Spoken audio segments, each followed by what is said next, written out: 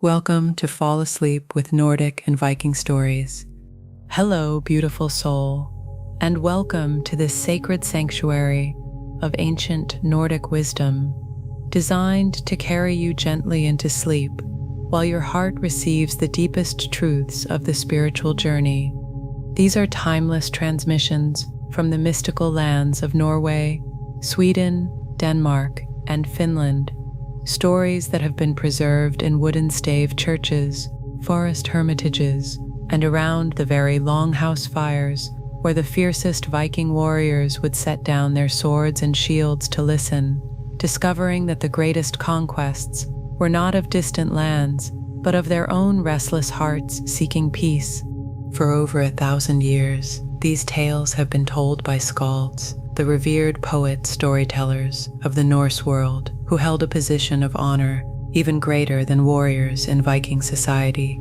These master storytellers were the keepers of memory, the weavers of wisdom, the bridge between the world of gods and the world of mortals. Vikings would sail across treacherous seas, specifically to hear a renowned skald perform, understanding that while gold could be stolen and land could be lost, the stories and wisdom carried by these sacred artists were treasures that could never be taken away. The skalds understood something that even the boldest sea kings eventually learned, that the most transformative spiritual insights often come not through raid or conquest, but through the gentle art of patience and the quiet recognition of natural rhythms that have always guided all life. Even the most battle-hardened Vikings, returning from voyages to distant shores, would gather around winter fires to hear these stories that taught them what their weapons never could, that true courage lies not in fighting what cannot be conquered, but in learning to surrender gracefully to forces larger than individual will. Tonight, you'll receive these sacred stories exactly as they were meant to be absorbed, effortlessly, allowing your soul to drink in their timeless wisdom while your conscious mind releases into peaceful rest. You'll discover what happened when a young wanderer encountered an ancient ash tree whose roots revealed the interconnected web of all existence, teaching even the most independent Viking spirit that we are never alone, but always held in the vast network of life itself. We'll journey with the wise god Odin as he learns that true knowledge comes not through dramatic sacrifice, but through the simple willingness to sit quietly and listen to wisdom that speaks in silence, a lesson that transformed how warriors understood real power. You'll meet ravens, whose daily flights across all realms teach us the art of mindful observation, showing how thought and memory serve us best when held lightly, like sky holding clouds. We'll walk with a farm boy who discovers that the troll he feared was actually the teacher he needed, learning that what appears frightening often holds the very gifts our hearts are seeking, wisdom that turned many a Viking's understanding of strength completely upside down. You'll witness how a sleeping king's patient readiness becomes the deepest form of service, demonstrating that sometimes our greatest contribution is simply being available, being prepared, being willing to hold space for whatever love might ask of us. And you'll follow the nightly rounds of a gentle farm spirit whose quiet care transforms ordinary tasks into prayers, showing how mindful attention to simple needs becomes communion with the sacred lessons that taught even the most restless seafarers to find magic in the hearth they defended. These stories come to you across more than a millennium, polished by countless retellings in Viking halls where battle-scarred warriors wept openly at tales of gentle wisdom, refined by generations of skalds who understood that the same courage that carried longships across stormy seas could carry the human heart into even deeper mysteries. From the Aurora-lit skies of Lapland to the deep fjords where Viking ships found shelter, these transmissions carry the accumulated understanding of peoples who discovered that true victory comes not from domination, but from learning to move with life's natural currents.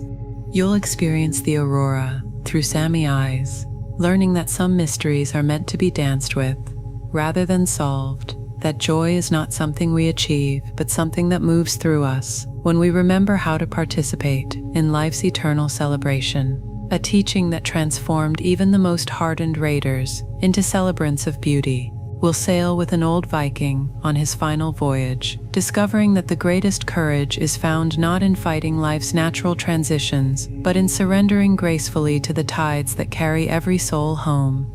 You'll cast nets with a Danish fisherman who learns that abundance multiplies when shared rather than hoarded, that generosity creates the very prosperity it appears to give away, wisdom that changed how Viking communities understood true wealth. And you'll sit with an ancient vulva in the deep woods, discovering that the guidance we seek lives not in dramatic prophecies, but in patient attention to the subtle teachings that surround us always, the kind of deep listening that even the most action-oriented warriors eventually learn to value above all their accumulated treasures. As you drift tonight, allow these Nordic stories to find their way into the quiet spaces of your being, where they can work their gentle transformation beyond the reach of effort or analysis.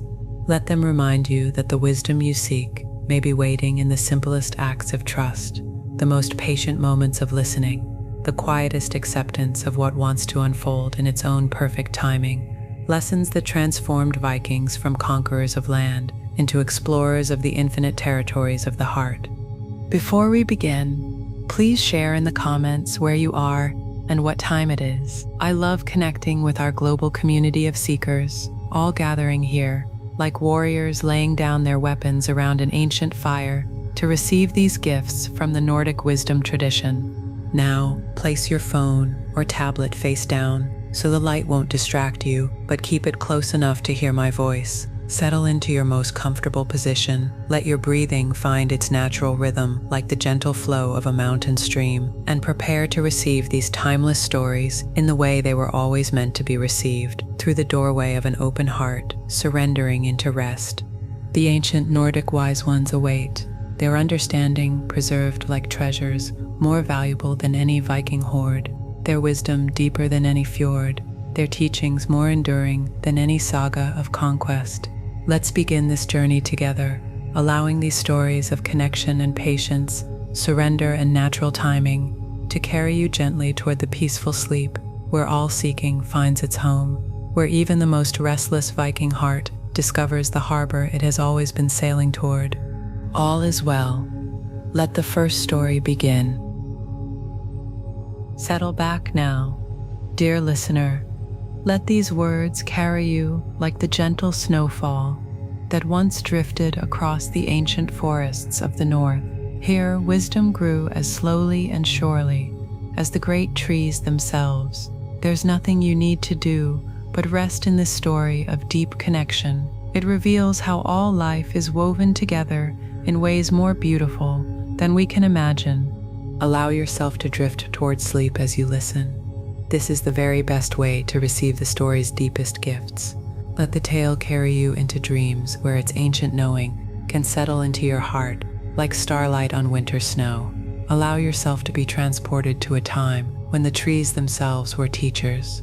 The wisdom of belonging could show us our place in the great web of existence that holds us all. In the autumn of 1147, in the ancient forest of Nordmarka, 3 days' walk north of what would one day become the city of Oslo, there stood a tree so vast and old that the local Norse called it Grandmother Ash. Its bark was silver gray like an elder's hair. Its massive trunk could shelter 20 travelers from the fiercest storm. The valley where it grew was known as Stjernadal, Star Valley. This was for the way the night sky opened like a cathedral dome above the forest floor. It was framed by the surrounding peaks of the Scandinavian mountains. The air around this tree carried many scents: pine resin and wild honey, earth that had never known a plow, and something else, something that made travelers pause mid-step and breathe more deeply, as if the very atmosphere held secrets worth listening for.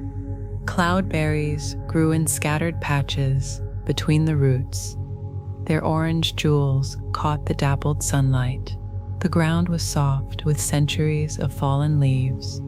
They had returned to nurture the soil from which they came. On a particular autumn evening in that year of grace, when the leaves whispered of winter's approach, and the first stars appeared like scattered diamonds against the darkening sky. A young wanderer named Astrid Eriksdottir found herself walking the old forest path. She had been traveling for 3 days through these woods. Her journey began at her family's farm in the valley of Gudbrandsdal. She was seeking, well, she wasn't entirely sure what she sought. Perhaps you know this feeling, dear listener, this restless searching for something unnamed, something that feels just beyond reach, calling to us from the edges of our everyday understanding. Astrid had left home after her father's death that spring. She carried only a few provisions, and the strange certainty that answers awaited her somewhere in the vastness of the northern wilderness. The silver moonlight filtered through the canopy above. It created patterns of light and shadow that seemed to dance and shift with each gentle breeze. The temperature had dropped with the sun's departure. Astrid's breath formed small clouds in the crisp air. Each exhalation was visible for a moment before dissolving into the night. Her footsteps were soft on the carpet of fallen leaves. Each step released the earthy fragrance of autumn decay and renewal, that rich, loamy smell that speaks of cycles ending and beginning, of death that feeds new life. The forest was alive with the quiet sounds of night, the distant call of a tawny owl, the rustle of small creatures in the underbrush, the whisper of wind through countless branches, heavy with the last golden leaves of the season. Somewhere in the distance, a stream murmured its ancient song. The air carried the faint scent of wood smoke from some distant farmstead, a reminder that even in this wilderness, human hearts sought warmth and light against the gathering darkness. As she rounded a bend in the path where wild lingonberries clustered like drops of blood among the low bushes, Astrid gasped softly. Before her stood Grandmother Ash, more magnificent than any tree she had ever seen or imagined. Its trunk rose like a pillar, supporting the very heavens. Its girth was so massive that 20 people holding hands could not have encircled it. The great branches spread so wide, they seemed to embrace the entire forest. Each limb was as thick as a normal tree. They created a living cathedral that hummed with ancient presence. The massive roots emerged from the earth like gentle hills. They created natural seats and resting places carpeted with the softest moss. The moss glowed almost silver in the moonlight. Tiny wildflowers, wood anemones, and forest forget-me-nots dotted the moss like fallen stars. Their petals were luminous in the ethereal light. Perhaps it was the long day's walking, or perhaps the tree itself called to her, but Astrid found herself drawn irresistibly to rest against one of these great roots. The bark was surprisingly warm against her back, despite the cool night air. As she settled into place, she could have sworn she felt a gentle pulse, like a great slow heartbeat, thrumming through the wood, a rhythm so deep and steady, it seemed to match the very pulse of the earth itself. The night air carried the crystalline scent of approaching frost. It mingled with the deep, rich smell of loam and growing things. Above her, the ash leaves rustled with a sound like gentle rain. Though the sky was clear and star-bright, the constellation known to the Norse as the Great Wagon wheeled slowly overhead. Astrid could see her breath forming small clouds that rose like prayers toward the infinite dome of stars. She closed her eyes, and in that moment of quiet connection, something extraordinary began to happen. In the space between waking and sleeping, between breathing in and breathing out, between heartbeat and heartbeat, Astrid became aware of a vast network spreading beneath her, around her, through her, a living web more intricate and beautiful than any tapestry woven by human hands. She could sense the roots of Grandmother Ash extending deep into the earth, reaching down to touch the bedrock itself, reaching out in all directions like gentle fingers, connecting with the roots of pine and birch, of fern and wildflower, of moss and mushroom, creating an underground web of communication and support that stretched far beyond what her eyes could see. And in this gentle revelation, perhaps like some you have experienced, dear listener, when life suddenly reveals its hidden connections, when the veil parts for just a moment, and we glimpse the truth that lies beneath the surface of ordinary perception, Astrid began to understand something that changed everything.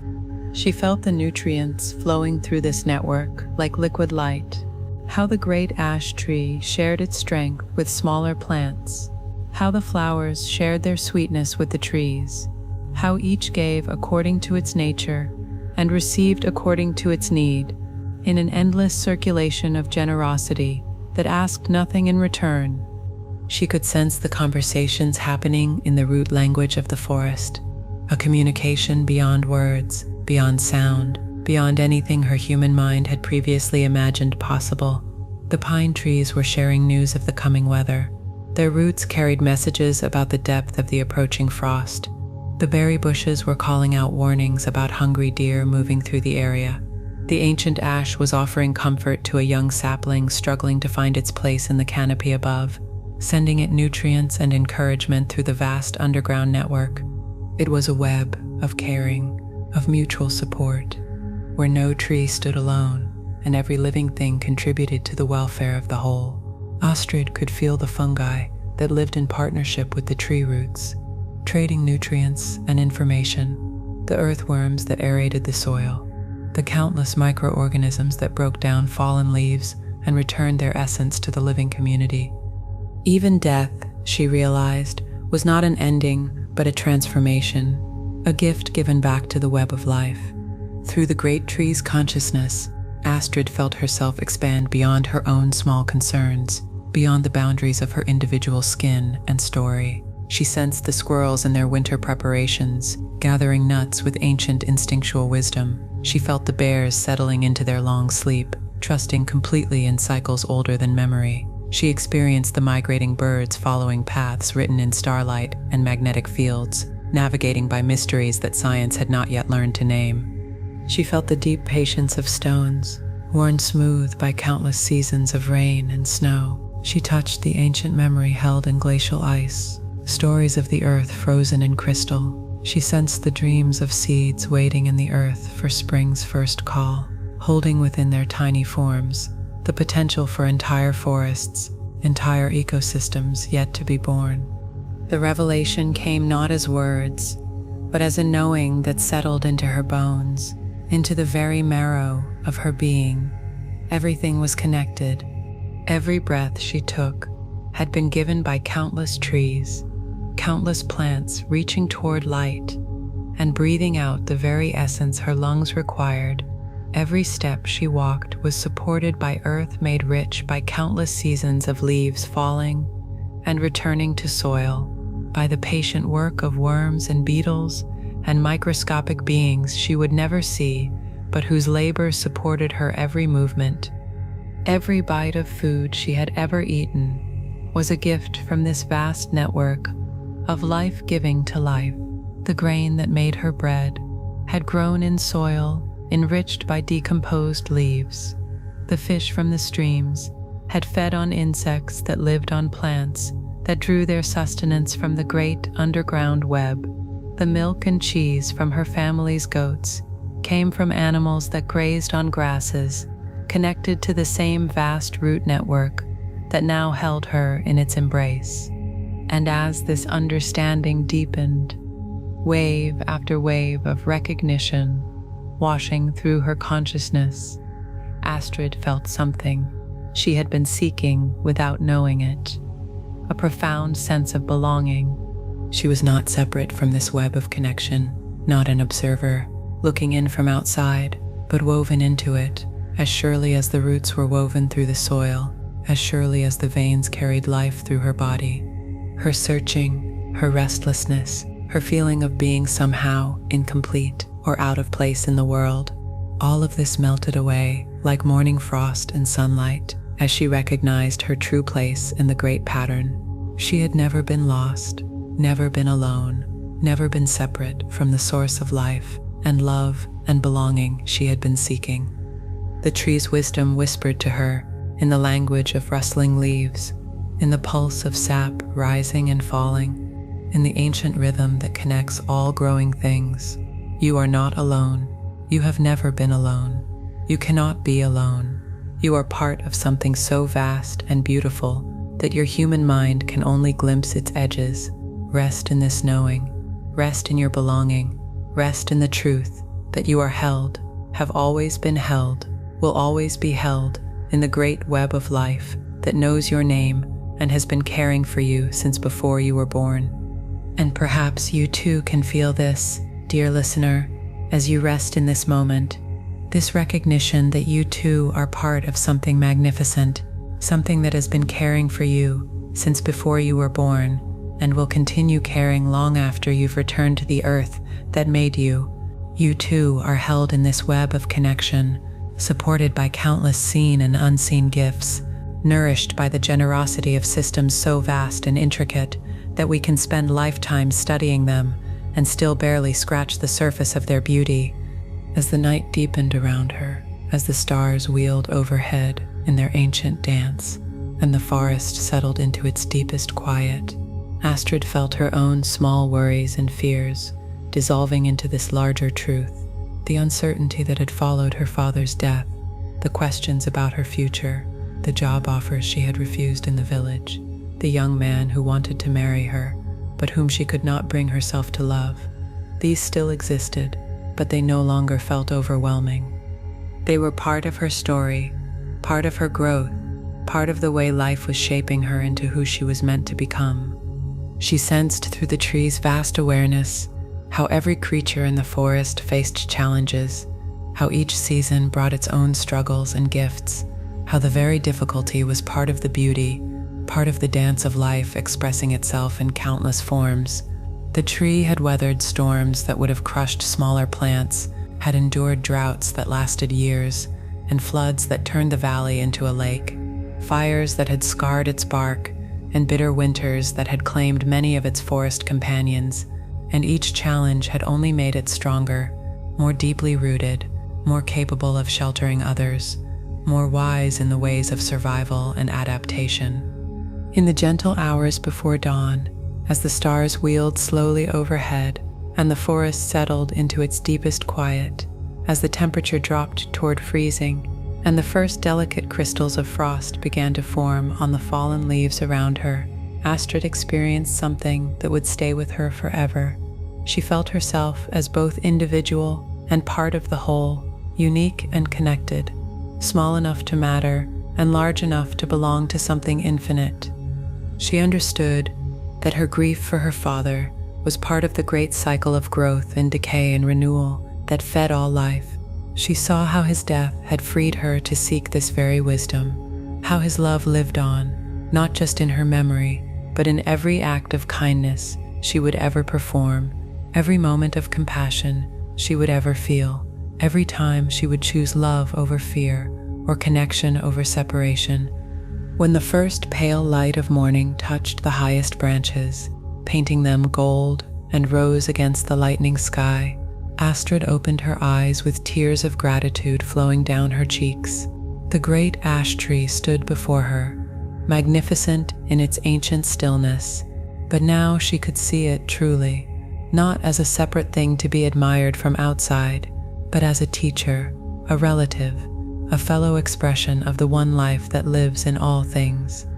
She rose slowly, her body stiff from the night's cold, but her heart warm with newfound understanding, placing her palm against the deeply furrowed bark one more time, feeling its warmth and strength flowing into her hand. She whispered, "Thank you, grandmother. Thank you for showing me my place in the family of all things."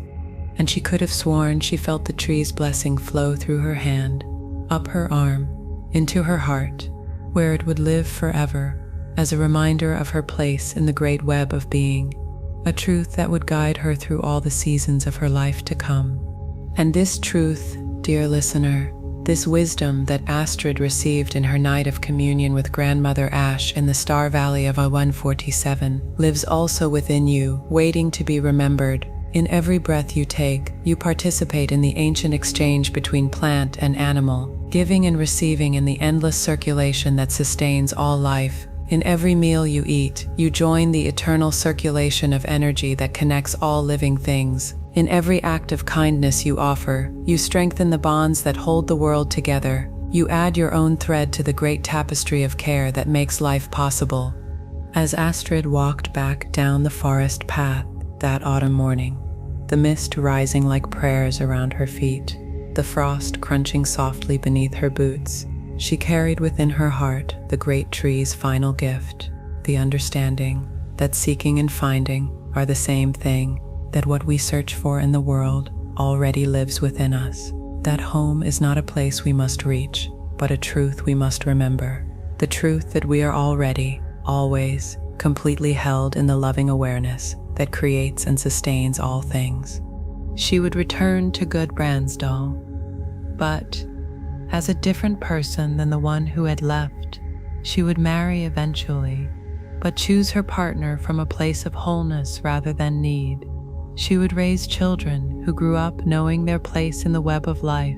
She would tend gardens and animals and elderly neighbors with the same care that Grandmother Ash had shown to the entire forest.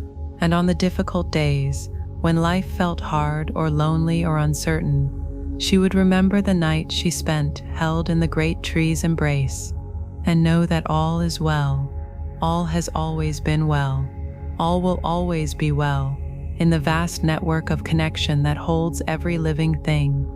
And all is well, all has always been well, in the vast web of connection that holds every leaf, every breath, every heartbeat in its eternal embrace, where no one walks alone, because we are all expressions of the same infinite life, all roots of the same eternal tree, all leaves dancing on the same branches of being, sustained by the same source, reaching toward the same light, sharing the same earth, breathing the same sky. All is well in the great underground network, where nutrients flow like love between all growing things, where every tree supports every other tree, where death feeds life and life feeds life in endless generous circulation. All is well in the ancient knowing that we belong here, that we have always belonged here, that our very existence is proof of the universe's love for itself, expressing through countless forms, but never forgetting its essential unity. The truth that lives forever in the heart of every forest, every garden, every single blade of grass. That separation is the illusion, and connection is the reality, that we are not visitors to this world, but native to it, not strangers to each other, but family, not separate beings, seeking unity, but one being, expressing itself in countless beautiful forms, each one necessary, each one precious, each one held in the loving awareness that knows us more completely than we know ourselves. All is well in this recognition, all is well in this remembering, all is well in this truth that flows like sap through the veins of existence. Rest now in this ancient knowing, this Nordic wisdom that flows like starlight through the northern forests, that we are all branches on the tree of life, all waves on the ocean of consciousness, all notes in the eternal song that creation sings to itself. Rest in your belonging, rest in your connection, rest in the truth that you are exactly where you need to be, exactly who you need to be, exactly when you need to be it, held in the vast network of love that connects all things, supported by roots that go deeper than you can imagine, reaching toward light that will never fade, part of a story so beautiful that even Grandmother Ash, with all her ancient wisdom, can only whisper its edges. All is well. Continue resting now, dear listener, and let these words carry you like the ancient winds that once whispered across the sacred groves of the north, where the greatest wisdom was found, not through struggle or striving, but through the gentle art of patient listening, there's nothing you need to do but rest exactly as you are, in whatever state of tiredness or wakefulness you find yourself. For this is the perfect condition to receive this story of inner knowing that reveals how the deepest truths come not from seeking outside ourselves, but from learning to be still enough to hear what has always been waiting within. Allow yourself to drift toward sleep as you listen, for this is the very best way to receive the story's deepest gifts, letting the tale carry you into dreams where its ancient knowing can settle into your heart like morning dew on sacred stones. Allow yourself to be transported to a time when even the gods themselves learned that true wisdom comes not through sacrifice or effort, but through the simple willingness to sit quietly and listen to the voice that speaks in silence. In the winter of what the Skalds would later call the year of deep reflection, in the realm of Asgard where the great ash Yggdrasil cast its shadow over the well of Erd, there lived a god who was known for his endless seeking, his restless journeying, his insatiable hunger for knowledge and wisdom. The Norse called him Odin, the Wanderer, Odin the far traveler, for he had walked every path in all the 9 realms, seeking answers to questions that gnawed at his heart like winter wolves. But on this particular morning, as the first pale light of the northern dawn touched the frost-covered branches of the world tree, Odin found himself standing at the edge of a well so ancient that even the gods whispered its name with reverence. Mimir's Well, they called it, the Well of Wisdom, where the waters ran so clear and deep that they reflected not just the face of the one who looked into them, but the very essence of truth itself. The air around the well carried the scent of pine and winter starlight, of water so pure it seemed to sing with its own inner music, and something else, something that made even gods pause and breathe more deeply. The fragrance of wisdom itself, perhaps, or the particular silence that gathers around places where truth has been told for so long that the very stones remember. Odin had traveled far to reach this place. Across the rainbow bridge, by frost, through the misty paths between worlds, past the roots of Yggdrasil that dove deeper than the foundations of existence itself. He had come seeking what he had always sought: answers, knowledge, the kind of wisdom that could solve the riddles that kept him awake through the long northern nights. But as he stood at the well's edge, something unexpected happened. The frantic energy that usually drove his seeking began to quiet. The questions that normally buzzed in his mind like angry bees began to settle. For the first time in longer than he could remember, Odin simply stood still and breathed. Perhaps you know this moment, dear listener, when the constant motion of seeking suddenly pauses, when the mind that is always reaching for something just beyond its grasp discovers the strange peace that comes from no longer reaching at all. The well's guardian, Mimir, sat nearby, on a stone worn smooth by countless ages. His presence was like the deep quiet of old forests, ancient and patient and utterly still. He neither welcomed Odin nor turned him away. He simply sat as he had sat for eons, watching over the waters that held all the wisdom of the world. Odin had expected to bargain, to trade, to offer some great sacrifice in exchange for the knowledge he sought. This was the way of things, was it not? Wisdom had a price. Truth must be earned. Knowledge came only to those willing to pay dearly for it.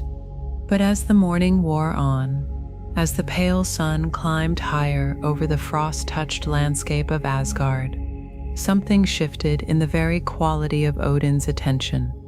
Instead of demanding answers from the well, he found himself simply sitting beside it. Instead of plotting how to gain access to its wisdom, he discovered himself listening to the gentle sound of water moving over ancient stones. The well was perfectly circular, carved from stone so old, it seemed to have been shaped by time itself rather than any tool. The water within was clear as winter air, so transparent that Odin could see all the way to the bottom, where smooth pebbles lay like scattered thoughts, each one perfectly placed, each one necessary to the whole. As he gazed into the depths, not seeking anything in particular, just allowing his eyes to rest in the water's clarity, Odin began to notice something he had never seen before. The reflection looking back at him was his own face, certainly, but there was something different about it, something he had never observed in all his centuries of existence. In the well's perfect mirror, he could see not just his features, but the quality of his attention. He could observe the way his mind moved, the patterns of his thoughts, the very texture of his seeking itself, and what he saw surprised him. He saw that his constant searching, his endless journeying, his insatiable hunger for more knowledge, more wisdom, more understanding, was itself a kind of blindness. Like a man looking everywhere for the spectacles that sit upon his own nose, he had been seeking outside himself for something that had always been present within. The well's wisdom didn't come to him as words or visions or dramatic revelations. It arose as a simple recognition, as natural as morning mist lifting from the surface of still water. He began to understand that the knowledge he sought wasn't hidden somewhere else, waiting to be discovered or conquered or earned. It was here, now, in the very quality of awareness that was looking for it. Hours passed, or perhaps days. Time moved differently in this place where wisdom dwelt. Odin found himself entering a state he had never experienced before, despite all his wandering and seeking, a state of perfect receptivity, where he wasn't trying to grasp anything, or understand anything, or achieve anything. He was simply present, simply aware, simply open to whatever wanted to be known. And in this openness, this willingness to receive rather than take, knowledge began to flow into him like water soaking into thirsty earth. Not the dramatic, overwhelming kind of knowing he had expected, but something gentler and more natural, like remembering something he had always known but had forgotten in the bustle of his seeking. He understood, suddenly and completely, that every question contains its own answer, that every problem carries within it the seed of its own solution, that the wisdom he had been seeking across all the 9 realms had been traveling with him all along, in the very awareness that was doing the seeking. The greatest teachers, he realized, were not those who possessed knowledge, but those who had learned to be still enough to hear the wisdom that speaks constantly in the space between thoughts. The most profound truths were not hidden in distant realms or guarded by fierce tests, but available in every moment to anyone willing to stop demanding and start listening. Perhaps you too have experienced this, dear listener, this discovery that what we seek is not somewhere else but here, not in some future moment but now, not in extraordinary circumstances, but in the simple willingness to be present to what is already given, in every breath, every heartbeat, every moment of ordinary awareness. As the sun reached its peak and began its slow descent toward the horizon, Odin felt something he had never felt before, a deep satisfaction that had nothing to do with acquiring anything, a profound fullness that came not from gaining new knowledge, but from recognizing what had always been complete, a peace that arose not from solving all his questions, but from understanding that the questioning mind itself was just one small wave on the vast ocean of awareness. When Mimir finally spoke, his voice was like the sound of deep water moving over ancient stones. "You have drunk from the well without drinking," he said quietly. "You have received its wisdom without taking anything.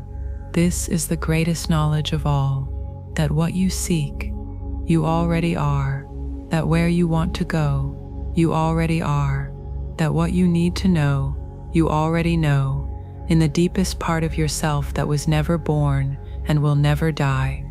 Odin nodded, understanding flooding through him like sunrise, the eye he had thought he would need to sacrifice, the great price he had expected to pay, the dramatic gesture he had imagined would be required. None of it was necessary. The sacrifice that brought wisdom was not the giving up of something precious, but the letting go of the very idea that wisdom was something to be grasped.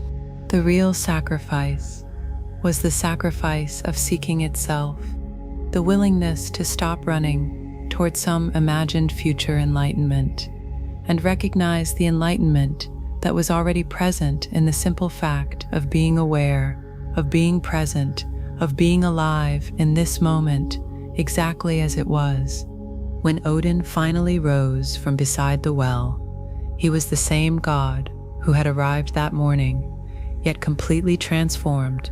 He carried no new knowledge in his mind, no additional facts or secrets or powers, but he carried something far more valuable, the understanding that every moment of ordinary awareness was already perfect, already complete, already overflowing with all the wisdom anyone could ever need.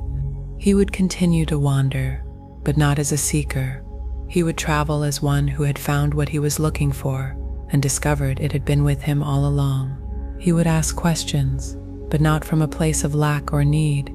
He would inquire from the fullness of understanding, from the joy of exploration rather than the desperation of seeking. And this wisdom, dear listener, this understanding that Odin received at Mimir's well in that winter of deep reflection, is available to you right now in the simple fact that you are aware, that you are present, that you are here to receive these words. You don't need to travel to distant realms or pay great prices or sacrifice precious things. You only need to stop seeking long enough to recognize what you already are, what you already have, what you already know in the deepest part of yourself that has never been separate from the source of all wisdom. The well of wisdom is not in some far-off place. It is here, in the clarity of awareness itself. The knowledge you seek is not hidden in books or teachers or experiences. It lives in the simple recognition of your own true nature, which is awareness itself, consciousness itself, the very capacity to know and be and love that you have never been without, not even for a single moment. As Odin walked back through the realms of gods and mortals, the frost crunching softly beneath his feet, the winter air clean and sharp in his lungs, he carried within his heart the well's final gift, the understanding that seeking and finding are the same movement, that the one who seeks and what is sought are not two different things, that the journey and the destination are one, that wisdom is not something we gain, but something we are, something we have always been, something we could never lose no matter how far we might wander or how long we might search. He would share this understanding with gods and humans alike, not as a teaching to be learned, but as a recognition to be remembered, that everyone who has ever felt the call to seek wisdom already possesses what they are seeking, that the very capacity to long for truth is proof that truth lives within, that the desire to know is itself the beginning of all knowledge, that the willingness to question is the doorway to all answers. And all is well. All has always been well, in the perfect completeness of this moment, where seeking dissolves into finding, where questions bloom into understanding, where the seeker discovers they were never separate from what they sought, where every god and mortal and creature awakens to the truth that wisdom is not a possession to be gained, but a recognition to be received, not a destination to be reached, but a reality to be acknowledged, not something we must become, but something we already are and have always been and could never stop being. All is well, in the great recognition that the well of wisdom is here, now, in the simple fact of being aware, of being present, of being the very consciousness that makes all seeking and finding possible. The truth that lives forever in the depths of every heart, that separation is the dream and unity is the reality, that we are not droplets seeking the ocean, but the ocean knowing itself as countless drops, each one perfect, each one necessary, each one overflowing with the same infinite wisdom that creates and sustains all things. All is well in this recognition. All is well in this remembering. All is well in this truth that flows like living water through the center of existence, available in every moment to anyone willing to stop seeking long enough to drink from the well of their own true nature.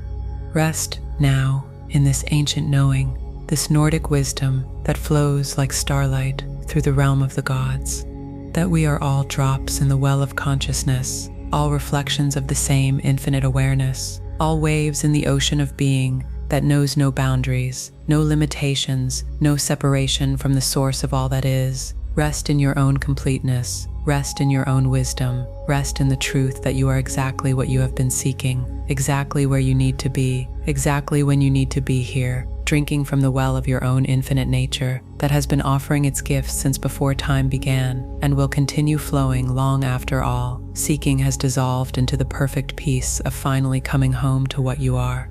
All is well.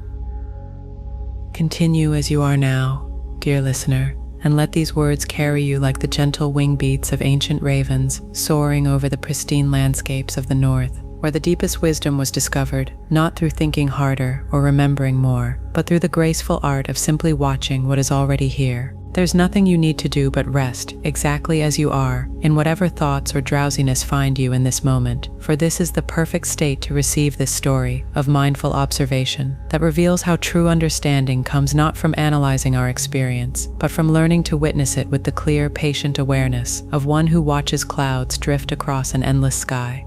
Allow yourself to drift towards sleep as you listen, for this is the very best way to receive the story's deepest gifts, letting the tale carry you into dreams, where its ancient knowing can settle into your heart like snow falling on silent forests. Allow yourself to be transported to a time when even the wisest gods learned that the most profound insights come not from grasping at thoughts or clinging to memories, but from developing the gentle art of observation itself. In the early spring of what the Norse called the year of clear seeing, when the long winter was finally releasing its grip on the northern lands, and the first tentative shoots of green were pushing through the last patches of snow, two ravens prepared for their daily flight across all the realms of existence. Their names were Hugin and Munin, which in the old tongue meant thought and memory, and they had been flying these same paths for longer than mortals could count, longer than mountains remembered their birth, longer than the stars had been singing their ancient songs. Every dawn, as the first pale light touched the peaks of the Scandinavian ranges that divided the world of gods from the world of men, the ravens would spread their midnight wings and take to the sky, not in haste or urgency, but with the unhurried grace of those who understand that the journey itself is the destination, that the seeing itself is more important than what is seen. On this particular morning, as a soft mist rose from the thawing earth, and the air carried the clean scent of melting snow and awakening pine, Hugin stretched his wings and felt the familiar stirring of purpose, not the frantic urgency that drives so much seeking, but the gentle movement that arises when one knows their true work in the world. Munin, his constant companion, preened her feathers with the unhurried attention of one who understands that preparation itself is a form of meditation. Each movement was deliberate, yet effortless, necessary, yet without strain. The morning light caught her wings, revealing depths of blue and green hidden within what appeared to be simple black. Perhaps you know this quality of attention, dear listener, this way of being present to the simplest tasks that transforms ordinary actions into something almost sacred. When washing dishes becomes meditation, when walking becomes prayer, when even the most routine activities reveal their hidden depths. Together, the ravens lifted into the crystalline morning air, their wings catching the currents with an ease born of countless flights, countless observations, countless returns home with the treasures they had gathered simply by seeing clearly. Below them, the 9 realms spread out like a vast manuscript, written in landscapes of forest and mountain, sea and sky, each realm containing its own particular wisdom, its own lessons in the art of being alive. As they flew over Midgard, the realm of humans, Hugin's keen eyes observed without judgment. He watched a farmer walking behind his plow, turning the dark earth in preparation for spring planting. There was no criticism in the raven's observation, no suggestion that the farmer should plow faster or more efficiently, There was simply the pure act of seeing, the way the man moved with the rhythm of seasons older than memory, the way his hands gripped the plow with strength earned through decades of partnership with the land.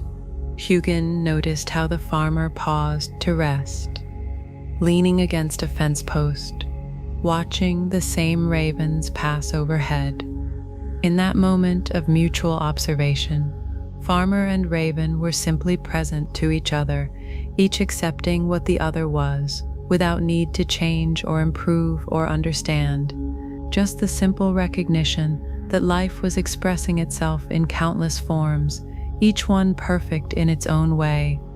Meanwhile, Monin's attention was drawn to a village where an old woman sat in her doorway, spinning wool with movements so practiced they seemed to happen by themselves.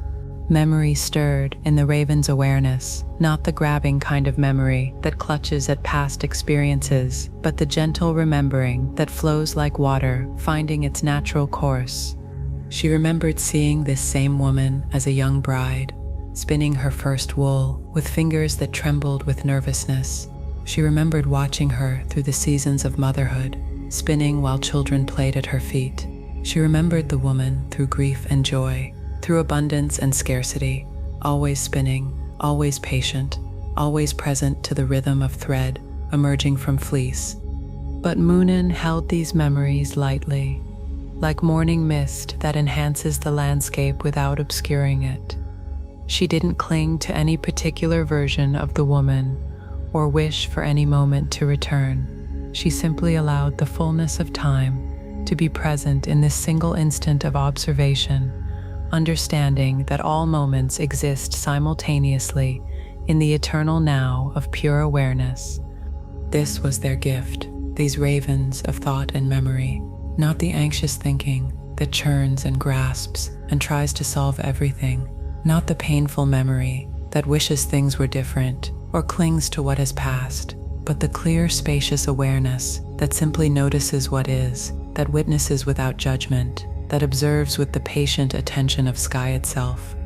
They flew over a young mother, nursing her baby beneath an apple tree heavy with spring blossoms.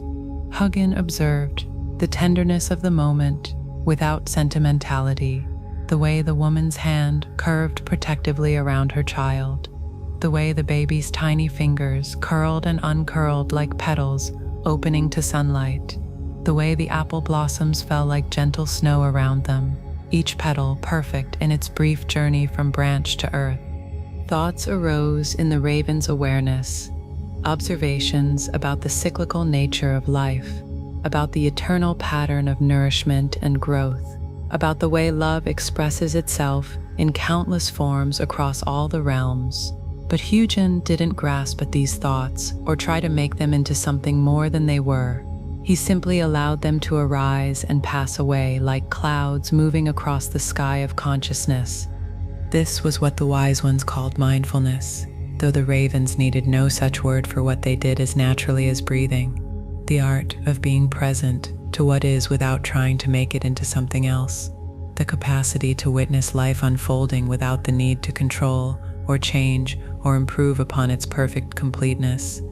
As the day progressed, and the ravens continued their flight across the realms, they encountered scenes of struggle and scenes of joy, moments of birth and moments of death, expressions of love and expressions of fear.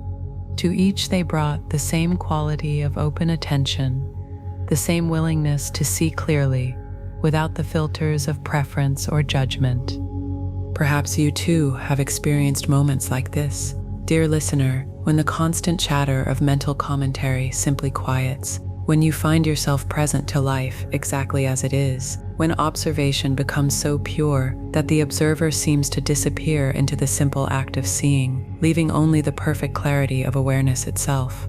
Over Alfheim, the realm of the light elves, Munin watched beings of such ethereal beauty that they seemed to be made of starlight itself, dancing in groves where every tree sang with its own particular note in the great symphony of existence.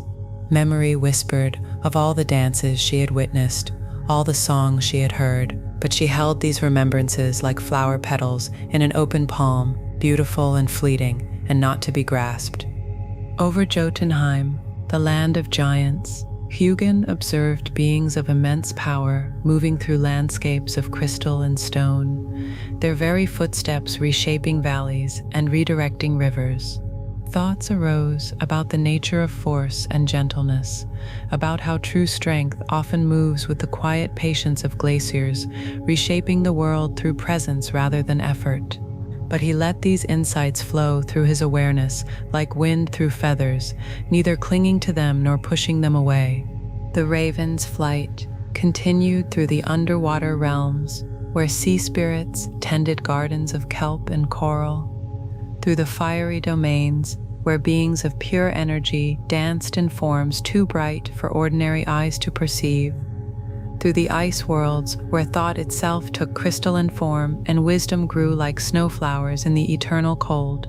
Everywhere they flew, they practiced the same art, the art of seeing without trying to possess what they saw, the art of thinking without becoming tangled in thought, the art of remembering without being trapped by memory. They demonstrated, in their very being, that consciousness itself is like the sky that holds all weather without being disturbed by any of it. As the sun reached its zenith and began its slow descent toward the horizon, painting the clouds in shades of gold and rose that would have stopped poets mid-verse, the ravens turned their flight back toward Asgard, back toward the great hall where Odin waited, to hear what they had observed in their travels. But the true gift they carried was not information about what was happening in the various realms. It was the demonstration of how to be present to life itself, how to witness the constant unfolding of existence with the clear, patient awareness that judges nothing and rejects nothing and grasps after nothing, but simply allows everything to be exactly what it is. When they alighted on Odin's shoulders as the first stars appeared in the darkening sky, they brought him not news, but presence, not reports, but the quality of attention itself. They reminded him, in their very being, that wisdom comes not from accumulating knowledge, but from developing the capacity to see clearly, to think without attachment, to remember without nostalgia or regret. This was their daily gift to the All-Father, the reminder that consciousness is like space itself, vast enough to hold all experience without being diminished by any of it, clear enough to reflect all phenomena without being stained by any of it, open enough to embrace all of life without being overwhelmed by any of it. And this gift, dear listener, this capacity for mindful observation that Hugin and Munin demonstrated in their daily flight across all the realms of existence, is available to you right now, in this very moment, in the simple act of noticing what is already here. You don't need to travel to distant realms or develop special powers or achieve particular states of consciousness. You only need to discover the awareness that is already witnessing these words, already present to whatever thoughts or sensations or emotions are arising in your experience right now. The ravens of thought and memory live within your own consciousness, offering you the same gift they brought to Odin, the capacity to observe your own thinking without being carried away by it, the ability to remember without being trapped in the past, the skill of being present to whatever is arising without the need to change it or fix it or make it different from what it is.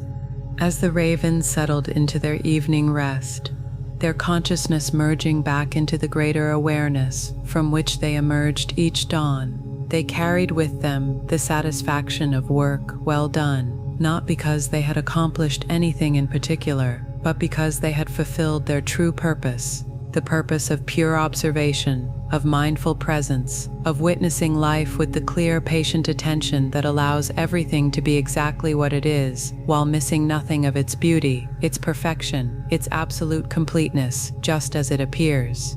This is the gift they offer to anyone willing to develop the gentle art of observation, the understanding that awareness itself is already perfect, already complete, already overflowing with wisdom, that we don't need to think our way to understanding or remember our way to wholeness.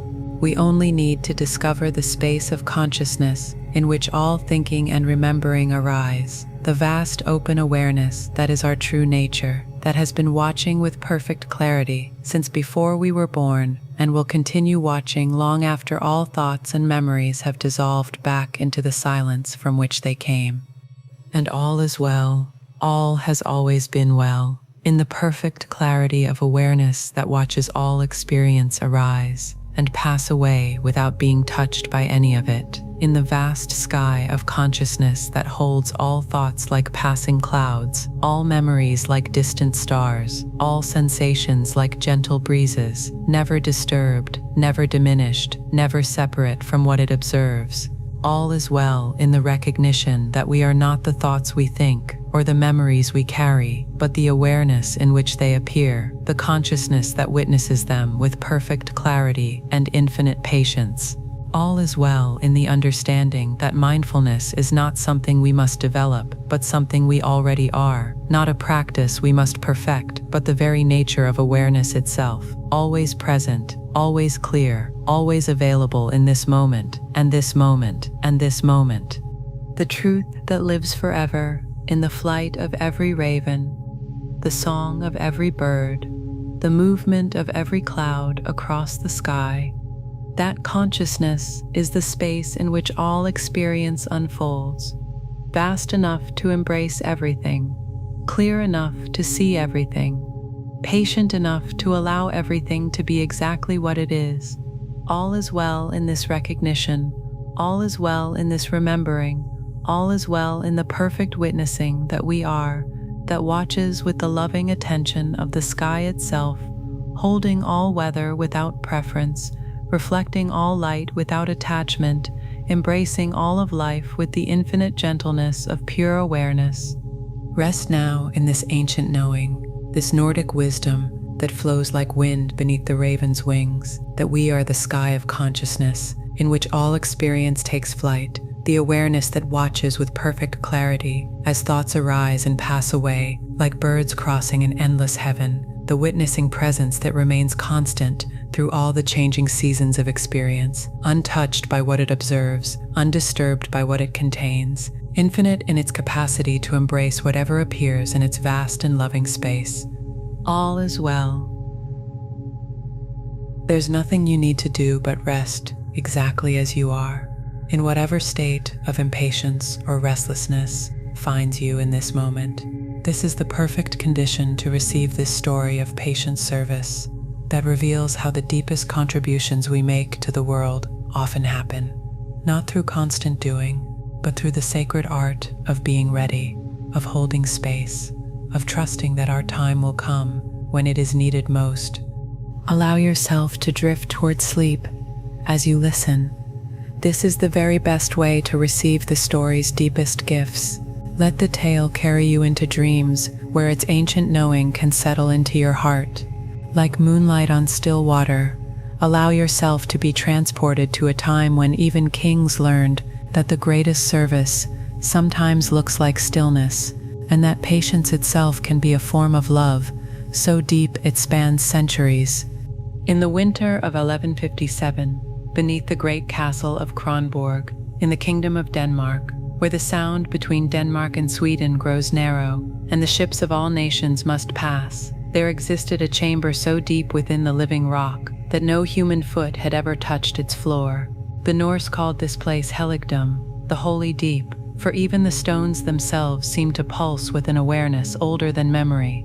The air in this sacred cavern carried scents of salt from the distant sea above, of earth undisturbed since the world was young, and something else that made the very walls seem to breathe, the fragrance of devotion itself, of service so pure it had become prayer, of waiting that had transformed from burden into blessing. In the center of this hidden chamber sat a figure that would have inspired both awe and terror.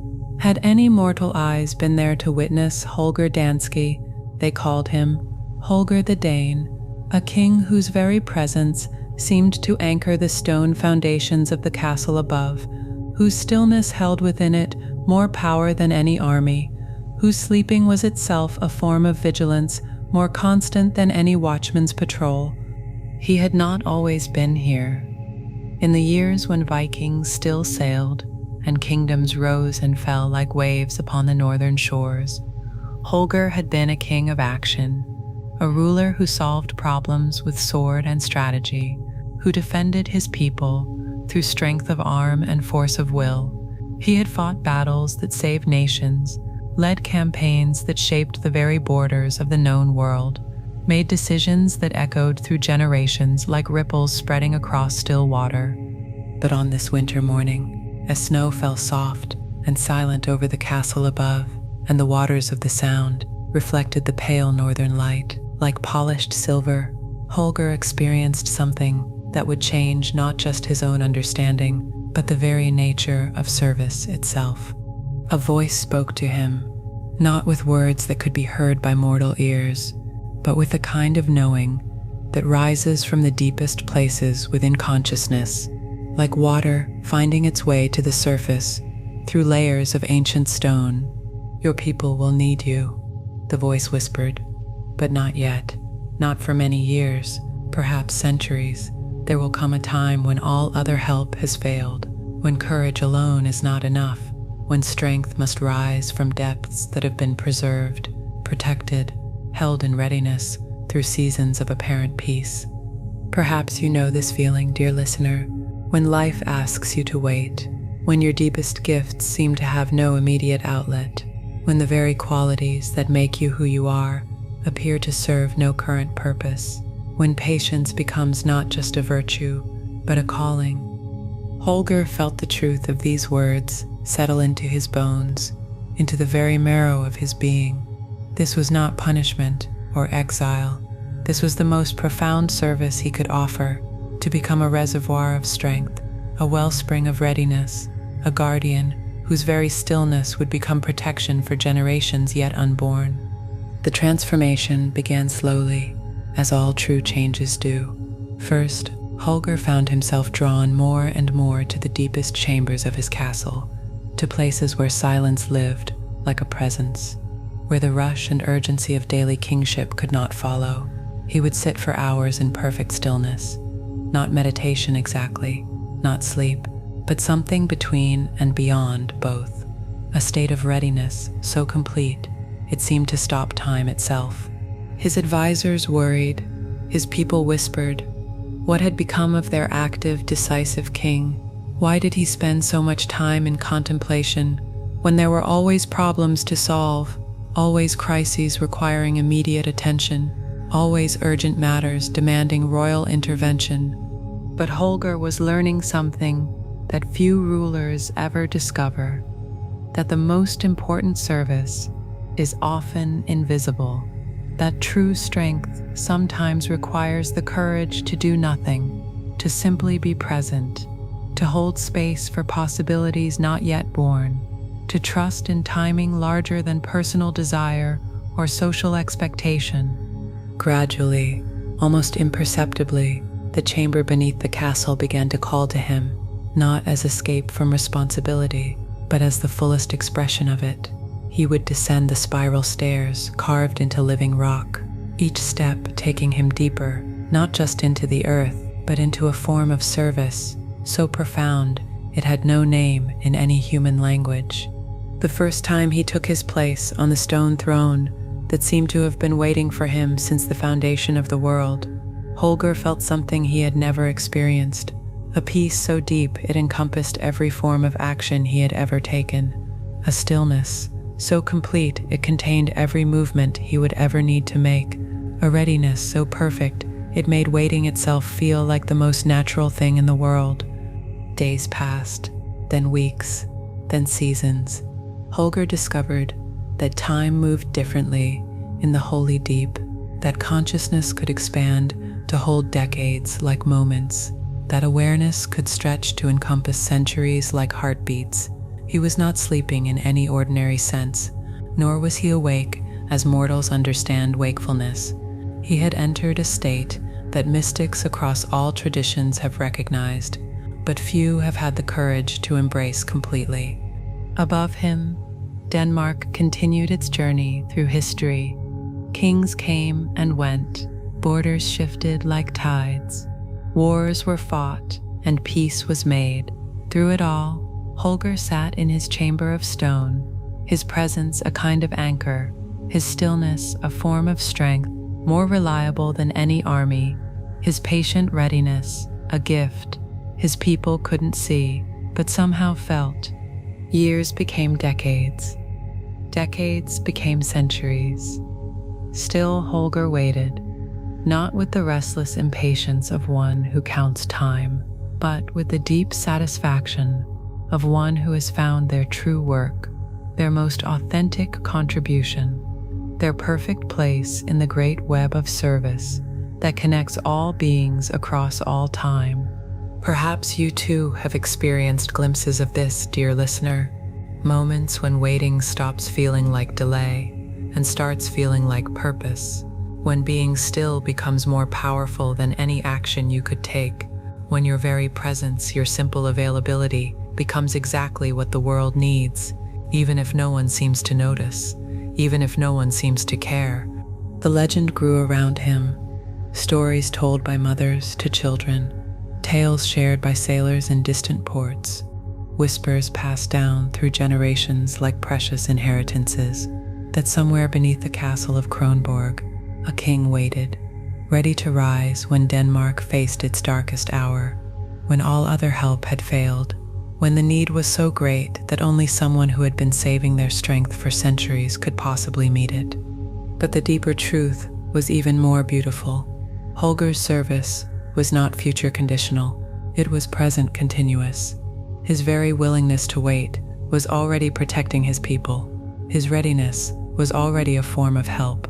His patience was already a gift flowing through the foundations of the kingdom above, strengthening its roots, stabilizing its core, providing the kind of support that can only come from someone who has learned to find complete fulfillment in simply being available. The chamber itself seemed to respond to his presence. The stone walls grew warmer, the air became somehow more breathable.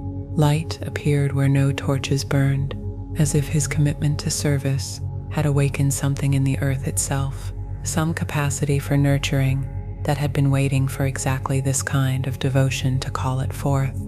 Holger understood now what the voice had been teaching him, that the most profound contributions often go unrecognized, that true strength sometimes requires the courage to appear inactive, that the greatest leaders are sometimes those who serve by holding space rather than taking action, by being ready rather than being busy, by trusting the timing of necessity rather than the urgency of ambition. On quiet nights, when the wind carried the sound of waves against the castle walls above, Holger could feel the gratitude of his people.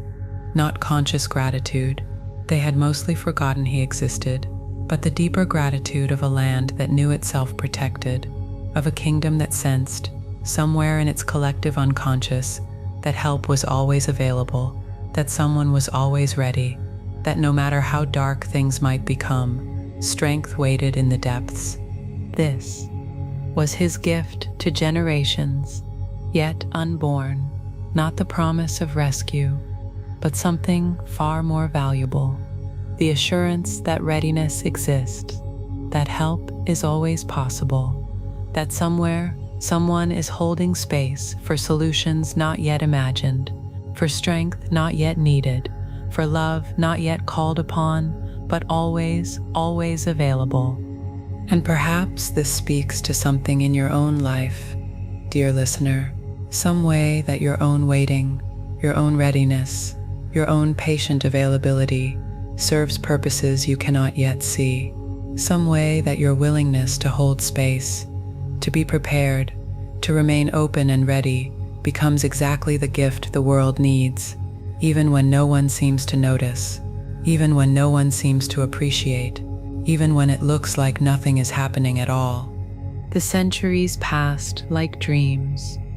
The world above changed in ways Holger could hardly have imagined, but his vigil continued, his readiness deepened, his service became so complete It transcended any need for recognition or result. He had become pure availability, pure willingness, pure love, expressing itself as patient presence. And in this transformation, Holger discovered the secret that all true servants eventually learn, that waiting can be the most active thing we do, that readiness is its own form of contribution, that sometimes the greatest gift we can offer is simply our willingness to be here, to be available, to be ready for whatever love might ask of us, whenever it might ask. The chamber became a place where time and eternity met, where the human capacity for service touched something infinite, where one king's willingness to wait became a blessing for all who would ever need someone to be ready, someone to be strong, someone to have saved their gifts for exactly the moment when they would be most needed. And all is well. All has always been well in the deep chambers of readiness, where patience becomes power, where waiting becomes service, where the courage to be still when everything calls for action becomes the most profound activity of all. All is well in the recognition that some gifts can only be given after they have been preserved. Some strength can only be offered after it has been saved. Some love can only be shared after it has been allowed to deepen. In the silence of centuries, in the stillness of stone, in the profound rest that holds all action within itself. The truth that lives forever in every deep place, every quiet chamber, every moment, when we choose to be ready rather than busy, to be available rather than active, to trust in timing larger than our own understanding. That service takes countless forms. That contribution happens in ways we cannot always see. That our willingness to wait, to hold space, to remain prepared, is itself a gift, flowing through the foundations of existence, strengthening what needs strengthening, supporting what needs support, offering exactly what will be needed when it is needed most. All is well in this patient service. All is well in this readiness. All is well in the deep knowing that someone is always holding space. Someone is always ready. Someone is always available. In the depths of every heart that has learned to find fulfillment, not in constant action, but in constant availability, not in endless doing, but in endless willingness to serve, whenever and however love calls. Rest now in this ancient knowing, this Danish wisdom that flows like underground rivers through the bedrock of existence, that we are all guardians in our own way, all holders of space, all keepers of readiness for needs not yet born, but already loved into being by the patience of those who have learned to wait, with the deep satisfaction of knowing that their very stillness is already service, their very readiness is already gift, their very willingness to be available is already love in action, even when no action is required. All is well. Let these words carry you like the gentle snowfall that once blessed the farmsteads of ancient Norway, where even the boldest Viking warriors, fresh from conquest and glory, would sit by winter fires and listen to tales that taught them something their battles never could, that the greatest treasures are often the smallest ones. The most profound victories happen in the quietest moments. The deepest magic lives not in grand gestures, but in the tender attention we bring to the simple gifts that surround us every day. There's nothing you need to do but rest, exactly as you are, in whatever state of gratitude or taking for granted finds you in this moment. This is the perfect condition to receive this story of mindful appreciation that reveals how the ordinary acts of caring for our daily world become transformed into prayer when touched by awareness, into blessing when touched by love, into magic when touched by the recognition that everything we have has been given to us by forces we can barely comprehend. Allow yourself to drift towards sleep as you listen. This is the very best way to receive the story's deepest gifts. Let the tale carry you into dreams, where its ancient knowing can settle into your heart. Like morning dew on familiar ground, allow yourself to be transported to a time when farm spirits taught even the mightiest warriors that true strength comes not from taking what we want, but from honoring what we have, and that the simplest acts of care can become doorways to the sacred. In the deep winter of 1189, on a small farm in the valley of Gudbrandsdal, where the mountains stood like sleeping giants, and the snow lay so deep it muffled even the wind's whisper, there lived a family who shared their home with one of the ancient beings that Norse tradition called Nisse, a household spirit no taller than a child's forearm, with a long gray beard and eyes that held the wisdom of centuries, dressed always in simple gray woolen clothes and a bright red cap that never seemed to fade or wear. The Nisse were known throughout Scandinavia as the guardians of farms and homes, neither god nor mortal, but something in between, spirits of place who chose certain families, certain lands, to watch over and protect. They asked for little, a bowl of porridge left on the doorstep at Christmas, recognition of their presence, respect for their work. In return, they offered something beyond price, the kind of care that transforms a house into a home, a farm into a sanctuary, a simple life into something touched by magic. But the Nisse were not servants to be commanded or hired hands to be directed. They were ancient beings with their own wisdom, their own understanding of what truly mattered. They served not from obligation, but from love, not from duty, but from the recognition that caring for what we've been given is perhaps the highest calling, the truest expression of whatever divine spark lives within us. This particular Nisse had been with the farm longer than anyone could remember, longer than the current family had lived there, longer than their grandparents had walked the earth. His true name was Torbjörn Lilla, Little Thunder Bear, which seemed an impossibly grand name for a being no taller than a child's forearm. But those who knew the old ways understood that size has nothing to do with power, that the smallest hearts often hold the deepest magic. That thunder doesn't come from being large, but from being precisely what you are, in exactly the right place, at exactly the right time.